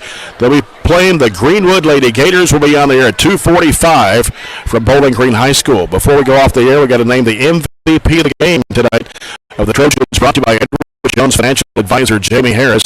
I'm not sure who to give it to because it was an all-team effort tonight. Everybody that got some playing minutes tonight deserved to be the MVP of the game. So the Trojan whole squad is the player of the game tonight, MVP, brought to you by Edward Jones Financial Advisor Jamie Harris. Again, final scores tonight, the Trojanettes win it earlier tonight, 46-42, and then the Trojans win by a score of 42-36, and the Trojans win 72-50. Until tomorrow, for Robert Bauer and our studio producer Axe, I'm Jay Turner. Thanks for being with us, and good night from Trojan Gym.